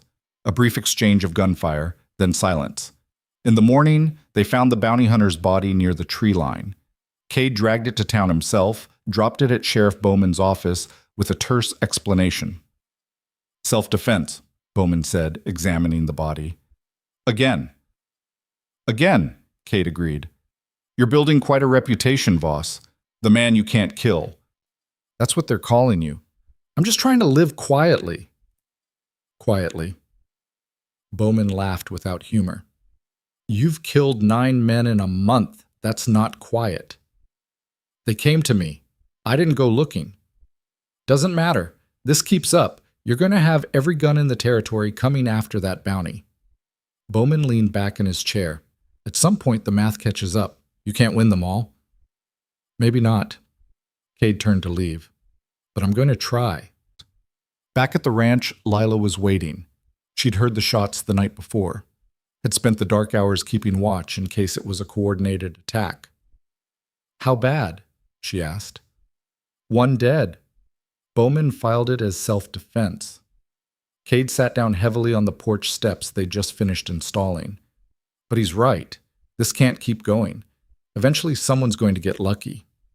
Then we end it." Lila sat beside him. "We find Dalton Cray and we end this. He's too well protected. Getting to him would be suicide. So is sitting here waiting for the next hunter to try." Lila's voice was firm. "We need to be proactive. Force his hand somehow." "How?" "I don't know yet, but there has to be a way." She looked at the house they'd built together, at the land they'd defended, at the life they were trying to construct from ruins. "I'm not giving this up. Not for Cray, not for money, not for anything." Cade studied her profile. When did you get so fierce? When I had something worth being fierce about. The answer seemed to satisfy him. They sat together in comfortable silence, two warriors resting between battles. The solution came from an unexpected source. A week later, a man named Samuel Garrett arrived at the ranch. He was in his 50s, well-dressed but worn, with kind eyes that looked like Thomas's in the photograph Lila had seen. "I'm Thomas's brother," he said when Lila answered the door. "I heard about what happened. About my brother and about you and Mr. Voss. I came to offer my help." They invited him inside. Over coffee, Samuel explained that he'd been searching for his brother for months, following a trail that led him to the mining camp where Thomas had died. "I found his things," Samuel said, "including letters to you, Miss Chen, and a journal where he'd written about Cade, about the promise he'd made." His voice thickened. "My brother was always trying to save people. Looks like he managed it one last time." "I'm sorry for your loss," Lila said quietly. "As am I for yours." Samuel turned to Cade. "Thomas wrote that you were a good man trying to escape a bad life. It seems he was right." Cade looked uncomfortable. "I'm not sure about the good part. The fact that you're still here, still fighting to protect what my brother tried to give you, suggests otherwise." Samuel pulled out a leather folder. "I'm a lawyer by trade. I've been looking into Dalton Cray's operations, building a case. The law hasn't touched him in 10 years, Cade said. "What makes you think it will now?" "Because I have something they didn't. Testimony from someone who worked inside his organization." Samuel opened the folder, showed them documents covered in dense legal text. "I found a man willing to testify about Cray's criminal activities. With his testimony and the evidence I've gathered, we can bring federal charges. Real charges that even Cray's money can't make disappear." "Who's the witness?" Lila asked. "His name is Marcus Trent." The room went very quiet. "Trent's dead," Cade said flatly. "I was there when he died." Samuel's expression didn't change. "Are you certain?" "I watched him stop breathing." "Did you check for a pulse? Verify the body?" Cade and Lila exchanged looks. In the chaos of that night, with attackers fleeing and the house burning, they'd assumed Trent was dead. Sheriff Bowman's men had collected the bodies. But had anyone actually confirmed? "He survived," Samuel said. "Badly wounded, but alive. He's in Denver now, recovering, and he's angry. Cray left him to die, sent no help, wrote him off as expendable." Samuel leaned forward. "He's willing to testify against Cray, but he needs protection. And he needs assurance that Cray will actually be brought to justice." "What does that have to do with us?" Lila asked. "Because the federal marshals need bait. Someone to draw Cray out of his fortified mining camps into the open where he can be arrested." Samuel looked at Cade. "You're the bait he wants most. With the bounty posted, he'll come personally to see you dead. The marshals can grab him then." "You're asking me to offer myself up as a target." Cade's voice was flat. "I'm asking you to help us end Dalton Cray's reign of terror in this territory. For good." Samuel's gaze was steady. "Thomas believed you were capable of great things, Cade.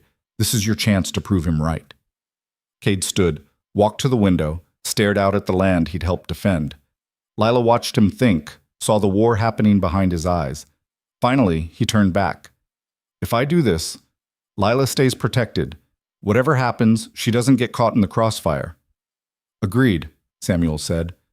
"And we do this my way. I know how Cray thinks, how he operates. The marshals follow my lead, or I walk.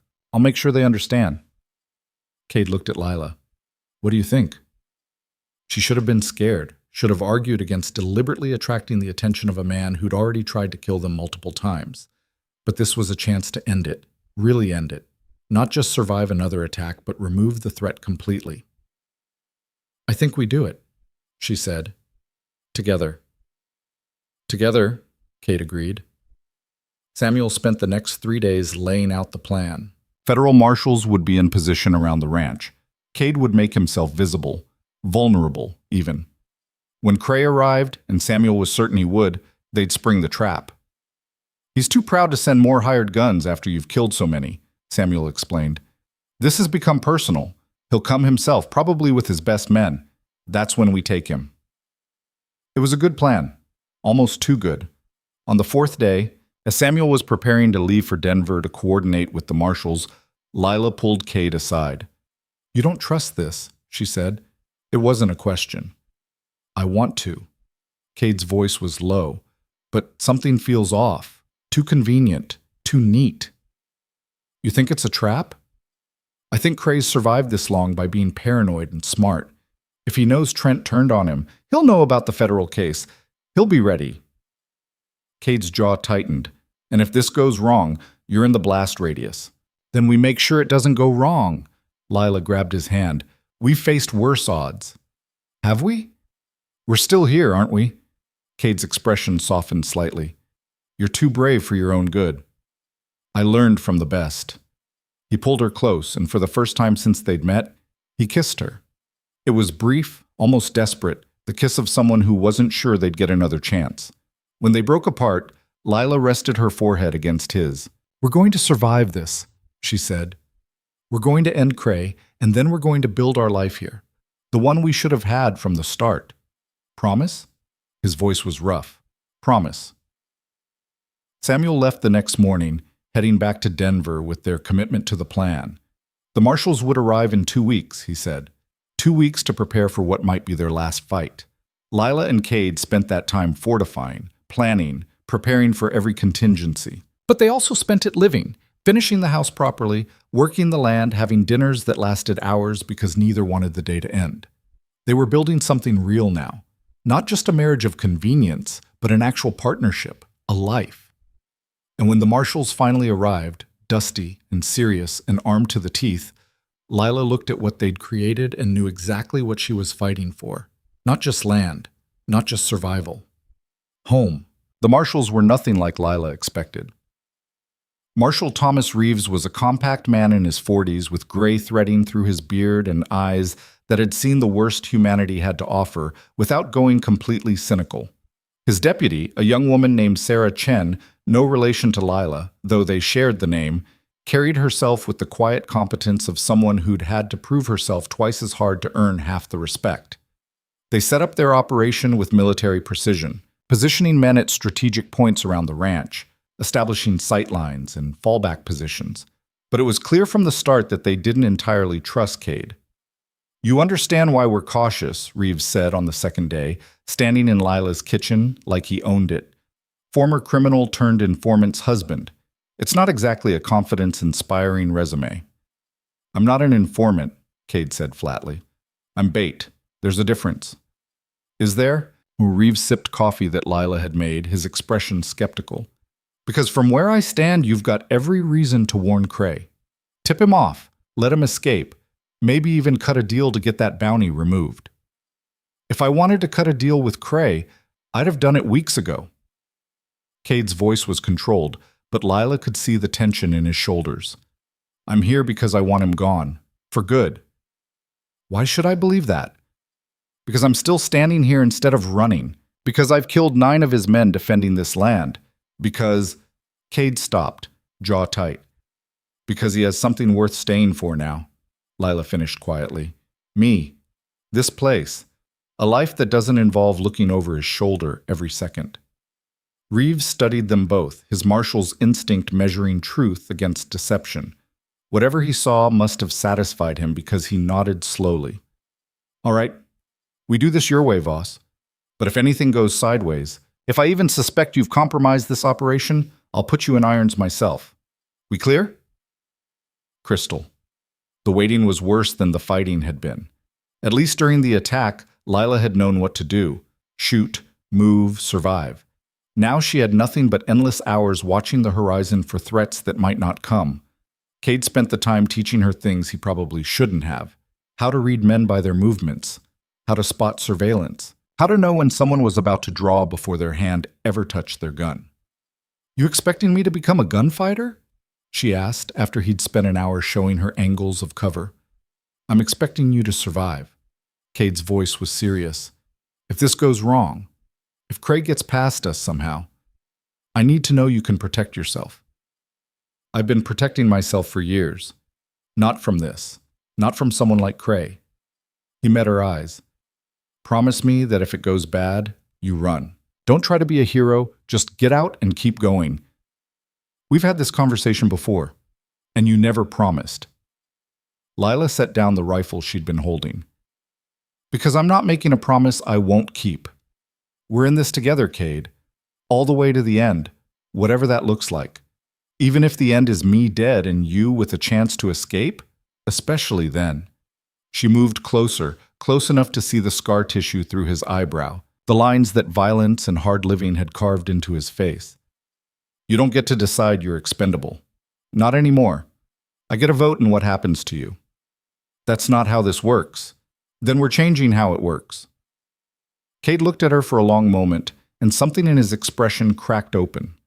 The careful walls he'd built around himself, the ones that said he was just passing through, just keeping a promise, just doing what he owed a dead man. Those walls came down. I love you, he said simply. I didn't plan to. Didn't think I was capable of it anymore, but I do. Lila's breath caught. She'd known it, on some level, had felt it in the way he looked at her, the way he fought for her. But hearing it said out loud made it real in a way that terrified and exhilarated her in equal measure. I love you too, she said. And that's why I'm not running. That's why we see this through together. He kissed her then, and it wasn't desperate like before. It was certain, a promise that words couldn't quite capture. Deputy Chen found them like that, wrapped together in the middle of the kitchen, holding on to each other like they could anchor themselves against whatever storm was coming. She cleared her throat politely. Sorry to interrupt, but we've got movement. Rider approaching from the east. They broke apart. Cade grabbed his rifle. Lila did the same. Together they moved to the window where Reeves was already watching through a spyglass. Single rider, he confirmed. Moving slow. Could be a scout. Or it could be Samuel, Lila said, recognizing the horse. He was supposed to return today with Trent.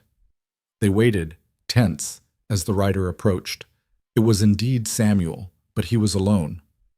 And something about the way he sat in the saddle, hunched and defeated, sent warning signals racing up Lila's spine. He dismounted slowly, painfully. When he turned, Lila could see blood on his shirt, a rough bandage wrapped around his ribs. What happened? Cade was outside before anyone could stop him, catching Samuel as he stumbled. Ambush. 2 days out from Denver. Samuel's voice was strained. They knew. Cray knew about Trent, knew about the plan. He sent men. Too many men. We fought, but... He coughed, and blood flecked his lips. Trent's dead. Really dead this time. They made sure of it. Reeves swore. Did they follow you? I don't think so. I lost them in the mountains, doubled back 3 times. Samuel gripped Cade's arm.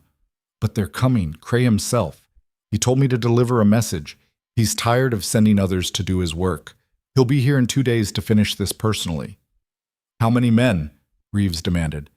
He said enough to burn this place to bedrock. Samuel's eyes found Lila's. I'm sorry. I thought we could end this cleanly. I was wrong. They got Samuel inside, tended his wounds. Deputy Chen, who had field medical training, determined that he'd been shot twice, once in the ribs, once in the shoulder. The ribs had cracked, maybe worse. He needed a real doctor. Town's 6 miles, Reeves said. We send him there. We lose a defensive position. We send him there or he dies, Chen countered. Those ribs could puncture a lung any time. I'll take him, Lila said. I know the shortcuts, and I can move faster alone. No. Cade's voice was flat. You're not going out there alone. Not with Cray's men possibly in the area. Then come with me. We'll both go. And leave the ranch undermanned? That's suicide. They stared at each other, locked in another battle of wills. Reeves watched them with the expression of someone witnessing a long-married couple argue over dinner plans instead of life and death. I'll send Chen, he said finally. She's fast, she's smart, and she knows how to handle trouble. You two stay here where I can keep an eye on you. It was the right call, even if Lila hated it. Chen left within the hour, supporting Samuel on horseback, taking the trail that would get them to Dust Ridge fastest. After they left, the ranch felt emptier, more vulnerable, like they'd lost something vital they hadn't realized they needed. That night, Reeves gathered everyone in the kitchen. He had 8 men total now, including himself and Cade. Not nearly enough if Cray came with the numbers Samuel described. "We need to talk about realistic expectations," Reeves said bluntly. "If Cray brings 20 men, 30 we can't hold. The math doesn't work." "So what do you suggest?" Cade asked. "We evacuate. Set up an ambush somewhere we control the terrain better. Draw Cray in and hit him before he knows we're ready." "This is my land," Lila said quietly. "I'm not abandoning it again." "Mrs. Voss, with respect, your land won't matter if you're dead. Neither will running. You think Cray won't chase us? Won't burn everything anyway out of spite?" Lila's voice hardened. "At least here we know every inch, every approach, every hiding spot. Out there, we're just targets." Reeves looked to Cade for support. Cade just shrugged. "She's right. Cray won't stop because we relocated. He'll hunt us down and kill us somewhere we don't have home advantage." He studied the rough map they'd drawn of the property. "We fortify, we prepare, and we make him regret coming here." "You're both crazy," Reeves muttered. But he didn't argue further, just started issuing orders, positioning his men, preparing for a siege. They worked through the night. By dawn, the ranch had been transformed into a fortress. Barricades at every approach, ammunition stockpiled, escape routes planned but not preferred. Lila found herself thinking about her father as she helped reinforce the barn. He'd built this place from nothing, had fought drought and disease and debt to keep it running, had died believing she could carry it forward. She wondered what he'd think of her now, married to a hired gun, preparing to wage war against criminals, willing to kill to defend what was hers. Would he be proud? Disappointed? "You all right?" Cade asked, appearing beside her. "Just thinking about my father, about what he'd say if he could see this. Probably tell you to run, get somewhere safe." Cade handed her a canteen. "That's what any father would say." "Maybe, or maybe he'd understand that some things are worth fighting for." Lila drank, then passed the canteen back. "He always said land isn't just dirt, it's legacy. It's proof you existed, that you built something that mattered. Is that what this is to you? Legacy?" "No." Lila looked at the house they'd built together, at the life taking shape around them. "It's home, and I'm tired of letting people take my home away." Cade nodded slowly. "Then we defend it." They came on the second day, just as Samuel had predicted. Lila spotted the dust cloud first, too big to be a single rider, too organized to be random travelers. She called for Reeves, and within minutes, everyone was at their positions. The riders appeared over the ridge like something out of a nightmare. 23 men by Lila's count, all armed, all moving with the confidence of people who expected to win. At their head rode Dalton Cray himself. Lila had never seen him before, had built an image in her mind of some monster. But he looked disappointingly normal. A man in his 50s with thinning hair and the soft build of someone who paid others to do his violence. Only his eyes gave him away, cold, calculating, completely devoid of empathy. The rider stopped at that same 20-foot mark everyone seemed to favor. Cray dismounted with the stiffness of someone unused to riding. He looked at the ranch, at the fortifications, at the men positioned to defend it. Then he smiled. "Mr. Voss?" he called out. "It's been a long time." Cade stepped out onto the porch. Lila tried to follow, but he stopped her with a look. This was his fight to start. "Cray," Cade said. His voice was neutral, giving nothing away. "I'm disappointed in you. We had an arrangement. You worked for me. I kept you alive and employed. Everyone benefited." Cray's tone was conversational, like he was discussing the weather. "Then you left. Killed my men. Made me look weak. That's bad for business. You made me a killer for hire. I found something better." "That woman?" Cray's gaze shifted to where Lila stood in the doorway. "She's worth all this death? Worth destroying everything I built?" "Yes." The simple answer seemed to genuinely puzzle Cray. He studied Cade like he was trying to understand a foreign language. "I'll make you an offer," he said finally. "Last chance. Come back to work. I'll forget this whole unfortunate incident. You'll earn well, live well, and your wife gets to keep her little ranch. And if I refuse, then I kill everyone here. You, her, every man wearing a federal badge. I burn the ranch to ash, and then I find everyone you've ever cared about, and I hurt them too." Cray's voice never lost its pleasant tone. "I'll make an example so complete that no one ever thinks about crossing me again. You know I can't accept that." "I know, but I thought I'd offer anyway. Professional courtesy." Cray remounted his horse. "You have 1 hour to reconsider. After that, we're coming in. And Cade, I trained you. I know every move you're going to make before you make it. You can't win this." He rode back to his men, leaving the threat hanging in the air. Inside the house, Reeves was running calculations. 23-9, those are terrible odds. "Been in worse," one of his men muttered. "When?" "Can't remember, but I'm sure we have." Despite everything, Lila almost laughed. The gallows humor felt appropriate. Cade was studying the enemy positions through the window. "He's overconfident. He brought too many men. They'll get in each other's way. And he positioned them wrong. Too spread out to support each other. Too concentrated to avoid crossfire." "You sure about that?" Reeves asked. "I'm sure that Cray always believes he's the smartest person in any room. It makes him predictable." Cade turned from the window. "We can win this, but it's going to cost." "How much?" "Some of us won't walk away." The room went quiet, each man processing that reality in his own way. They were lawmen, used to danger, but this was different. This was a last stand. "I'm staying," Reeves said finally. "This is my job, stopping men like Cray." His men nodded agreement one by one. They'd signed up for this. They'd see it through. "What about you?" Cade asked Lila quietly. "Last chance to run." "You know my answer." "Yeah, I do." He pulled her close, kissed her forehead. "Stay in the house. Use the second-floor window we talked about. Don't take unnecessary risks." "Same to you." "I'm the bait, remember? Risk is kind of the point." "Then don't be stupid bait." That almost smile flickered. "I'll try." The hour passed too quickly and too slowly.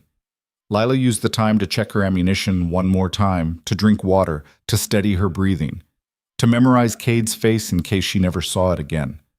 When Cray's men finally moved, they came all at once. The attack was coordinated, professional. 3 groups advancing from different angles, using covering fire and movement tactics that spoke of military training. Reeves's men returned fire, trying to slow the advance, but the numbers were overwhelming. Lila took her position at the upstairs window, just like Cade had instructed. From here, she could see the whole battlefield. She picked her targets carefully, men who got too close, who threatened to flank their positions. Each shot was deliberate, controlled. Below, Cade was moving through the chaos like he was born to it. He fired, relocated, fired again, never staying in one place long enough to be targeted, taking down attackers with mechanical efficiency. But there were too many. For every man who fell, 2 more advanced. Cray's forces were pushing forward relentlessly, absorbing casualties like they didn't matter. One of Reeves' men went down, then another. The defensive line was collapsing. "Fall back!"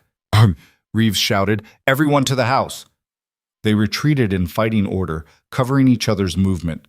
Lila provided suppressing fire from above, buying them seconds they desperately needed. They made it inside and barricaded the doors. Outside, Cray's men surrounded the house completely. They were trapped. "Well," Reeves said, reloading with hands that barely shook. "This is going great." "We hurt them," Cade pointed out. "I count at least 8 down. Maybe more. And we've lost 3. Math still doesn't favor us." Gunfire poured through the windows. Everyone ducked below the sill line, only rising to return fire when they had clear shots. It was desperate, defensive, exactly the kind of fighting where the side with more men won by attrition. Lila was repositioning when she saw movement in her peripheral vision. One of Cray's men had made it to the house's blind spot on the east side, was planting something against the wall. "Explosives," she shouted. "East wall." Cade was moving before she finished the sentence. He crashed through the window in a shower of glass, landed hard, came up shooting. The man with the explosives went down. Cade grabbed the charges, threw them away from the house. They detonated midair with a concussion that shook the ground. Cade was already rolling for cover, bullets chewing up the earth around him. He made it behind a water trough, but he was pinned down, cut off from the house with at least 5 men between him and safety. Lila didn't think. She just moved. Out of the second-floor window onto the roof, sliding down the slope with her rifle clutched tight. She hit the ground running, firing as she went, laying down covering fire for Cade. "Get back inside," he shouted at her. "Make me," she shot back, dropping behind cover beside him. 2 of Cray's men were advancing on their position. Lila and Cade fired simultaneously. Both attackers fell. "That was stupid," Cade said. "Probably." Lila ejected spent cartridges, reloaded. "But you're welcome." "We're pinned." I noticed. They were about to make a break for the house when a new sound cut through the gunfire. Hoofbeats. Lots of them. Riders appeared over the ridge. 20, 30, maybe more. For one terrible moment, Lila thought Cray had reinforcements. Then she saw the lead rider, and her breath caught. Sheriff Bowman, with what looked like half the territory behind him. Ranchers, townspeople, even some of the Morrison family. Armed and angry, and apparently done being afraid. They hit Cray's forces from behind in a rolling wave of righteous fury. The tide turned in seconds. Cray's men, caught between the house defenders and the new arrivals, broke and scattered. Dalton Cray himself tried to run, tried to mount his horse and escape the disaster his arrogance had created. Cade shot the horse, not to kill it, just to drop it. The animal went down hard, throwing Cray to the ground. Before he could rise, Reeves was there, rifle pointed at his head. "Don't move," the marshal said.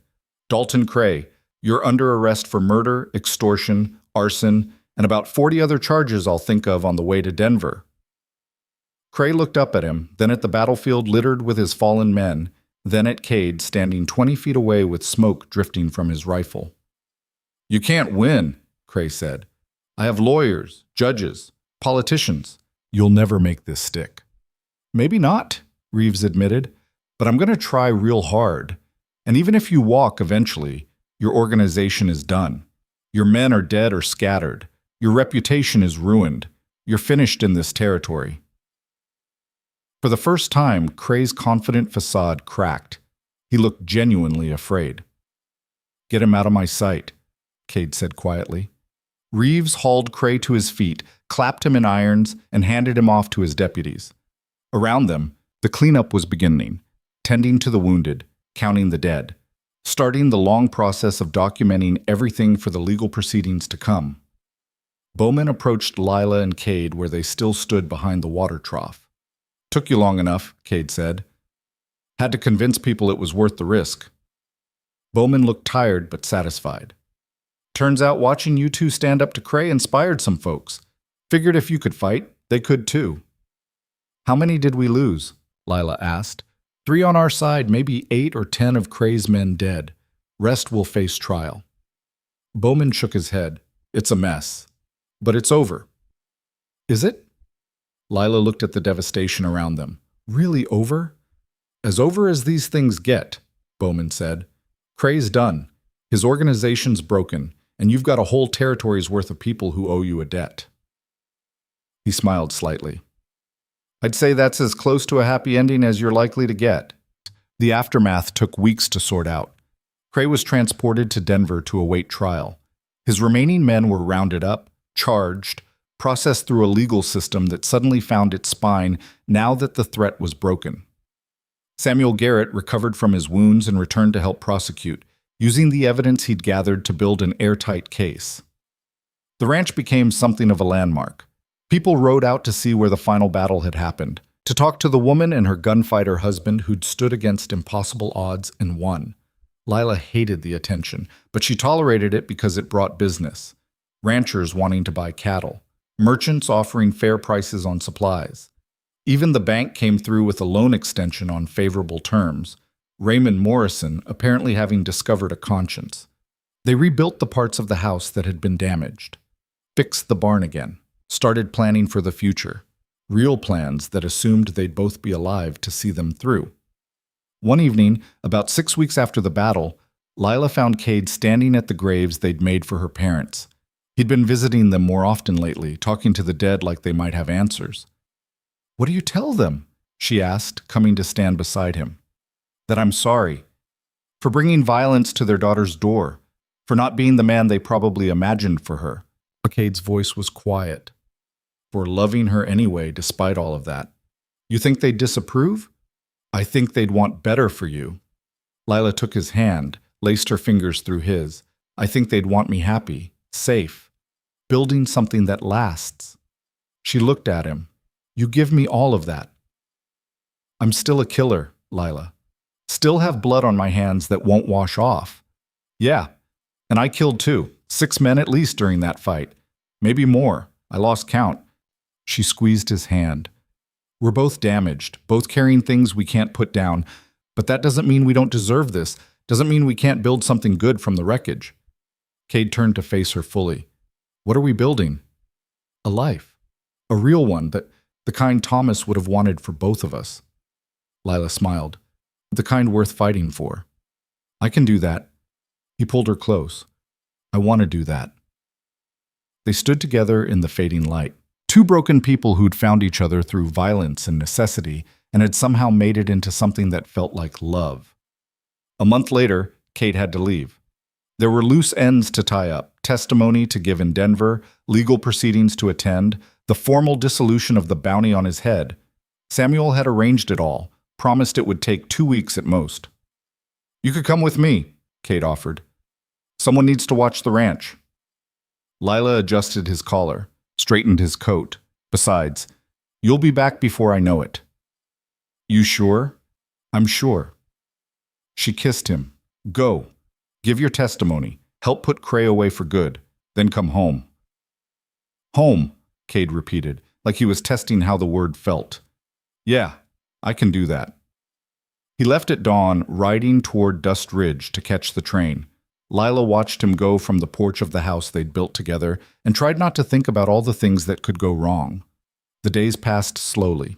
She filled them with work, tending cattle, maintaining equipment, planning next year's planting.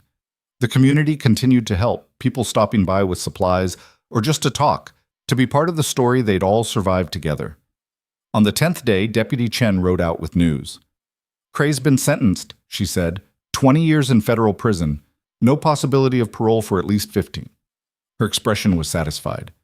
Samuel's testimony was damning. Combined with the physical evidence and witness accounts, the judge had no choice. And Cade? Lila asked. Free and clear. All charges dropped, bounty rescinded, full pardon for any crimes committed while working for Cray. They ruled it was under duress.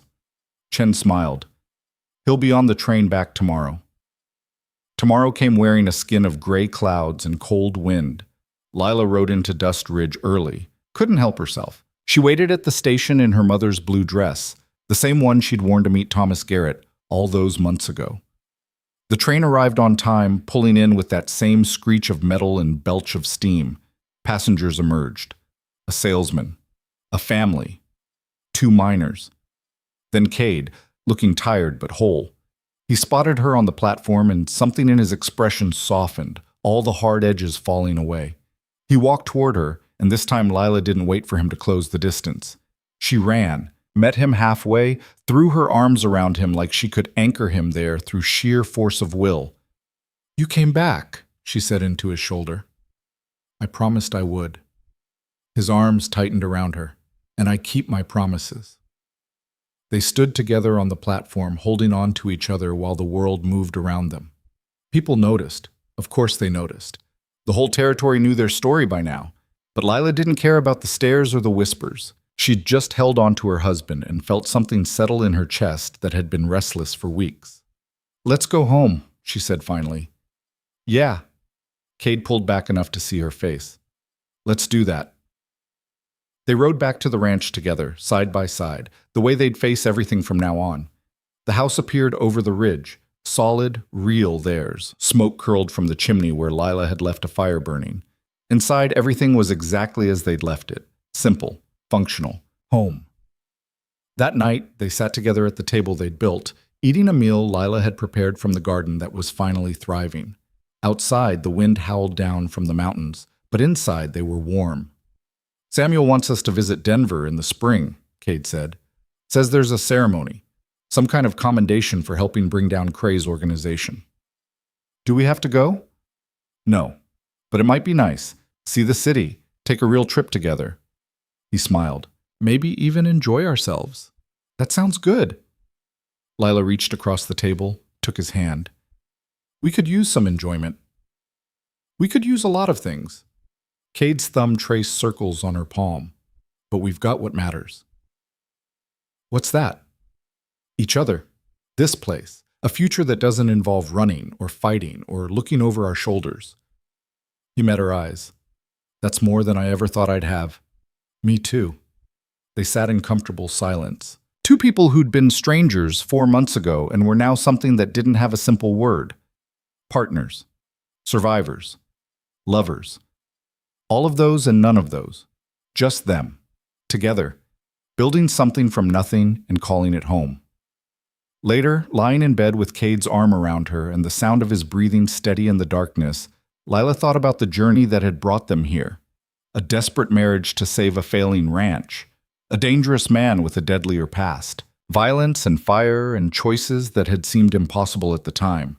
She thought about Thomas Garrett, the gentleman she'd never met who'd started this whole chain of events, who'd seen something worth saving in Cade and had been right, who'd wanted to help Lila keep her land and had managed it even in death. She hoped he knew. Wherever he was, whatever came after, she hoped he knew that his faith hadn't been misplaced, that his final promise had been kept. "Thank you," she whispered into the darkness, speaking to a ghost. Beside her, Cade stirred. "For what?"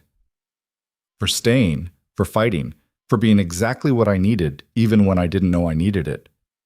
"Right back at you." His arm tightened around her. "I love you, Lila Voss. I love you too." They fell asleep like that, wrapped around each other, safe in the home they'd defended and the life they'd built from desperation and determination and dumb luck. Outside, the stars wheeled overhead. The mountains stood eternal. The land stretched toward tomorrow, full of possibility and promise, and the kind of future neither of them had dared imagine. But they had it now, had earned it through blood and tears and refusing to give up when everything said they should. That had to count for something, had to mean something. Maybe it meant that broken people could still build beautiful things, that violence could end and peace could take its place. That love didn't have to be perfect to be real. Or maybe it just meant that sometimes, against all odds and reason, people survived, and surviving was enough. Either way, Lila had her answer to the question she'd asked herself months ago, standing in the Dust Ridge post office, staring at a telegram that promised everything and delivered something completely different. She'd asked what happened when you married a stranger out of desperation, when you bet everything on a gamble you couldn't afford to lose. Now she knew. Sometimes you got exactly what you needed, even if it looked nothing like what you'd wanted. Sometimes the wrong choice turned out to be right. Sometimes the dangerous stranger became home. Not because it was easy, not because it was clean or simple or anything like what the stories promised, but because you fought for it, because you stood your ground when running made more sense, because you chose each other every single day, even when it would have been easier not to. That was the truth the stories never told. That love wasn't destiny or fate or magic. It was a choice, a hard one, made over and over again in 1,000 small moments that added up to something worth keeping. Lila had made that choice, so had Cade, and now they had tomorrow, and the day after that, and all the days stretching forward into a future they'd build together, one stubborn decision at a time. It wasn't the ending she'd imagined when she'd agreed to marry Thomas Garrett, but it was the one she'd fought for, the one she'd earned. And lying there in the darkness with her husband's heartbeat steady against her back and their land solid beneath them, Lila Chen Voss knew with absolute certainty that it was enough. More than enough. It was everything.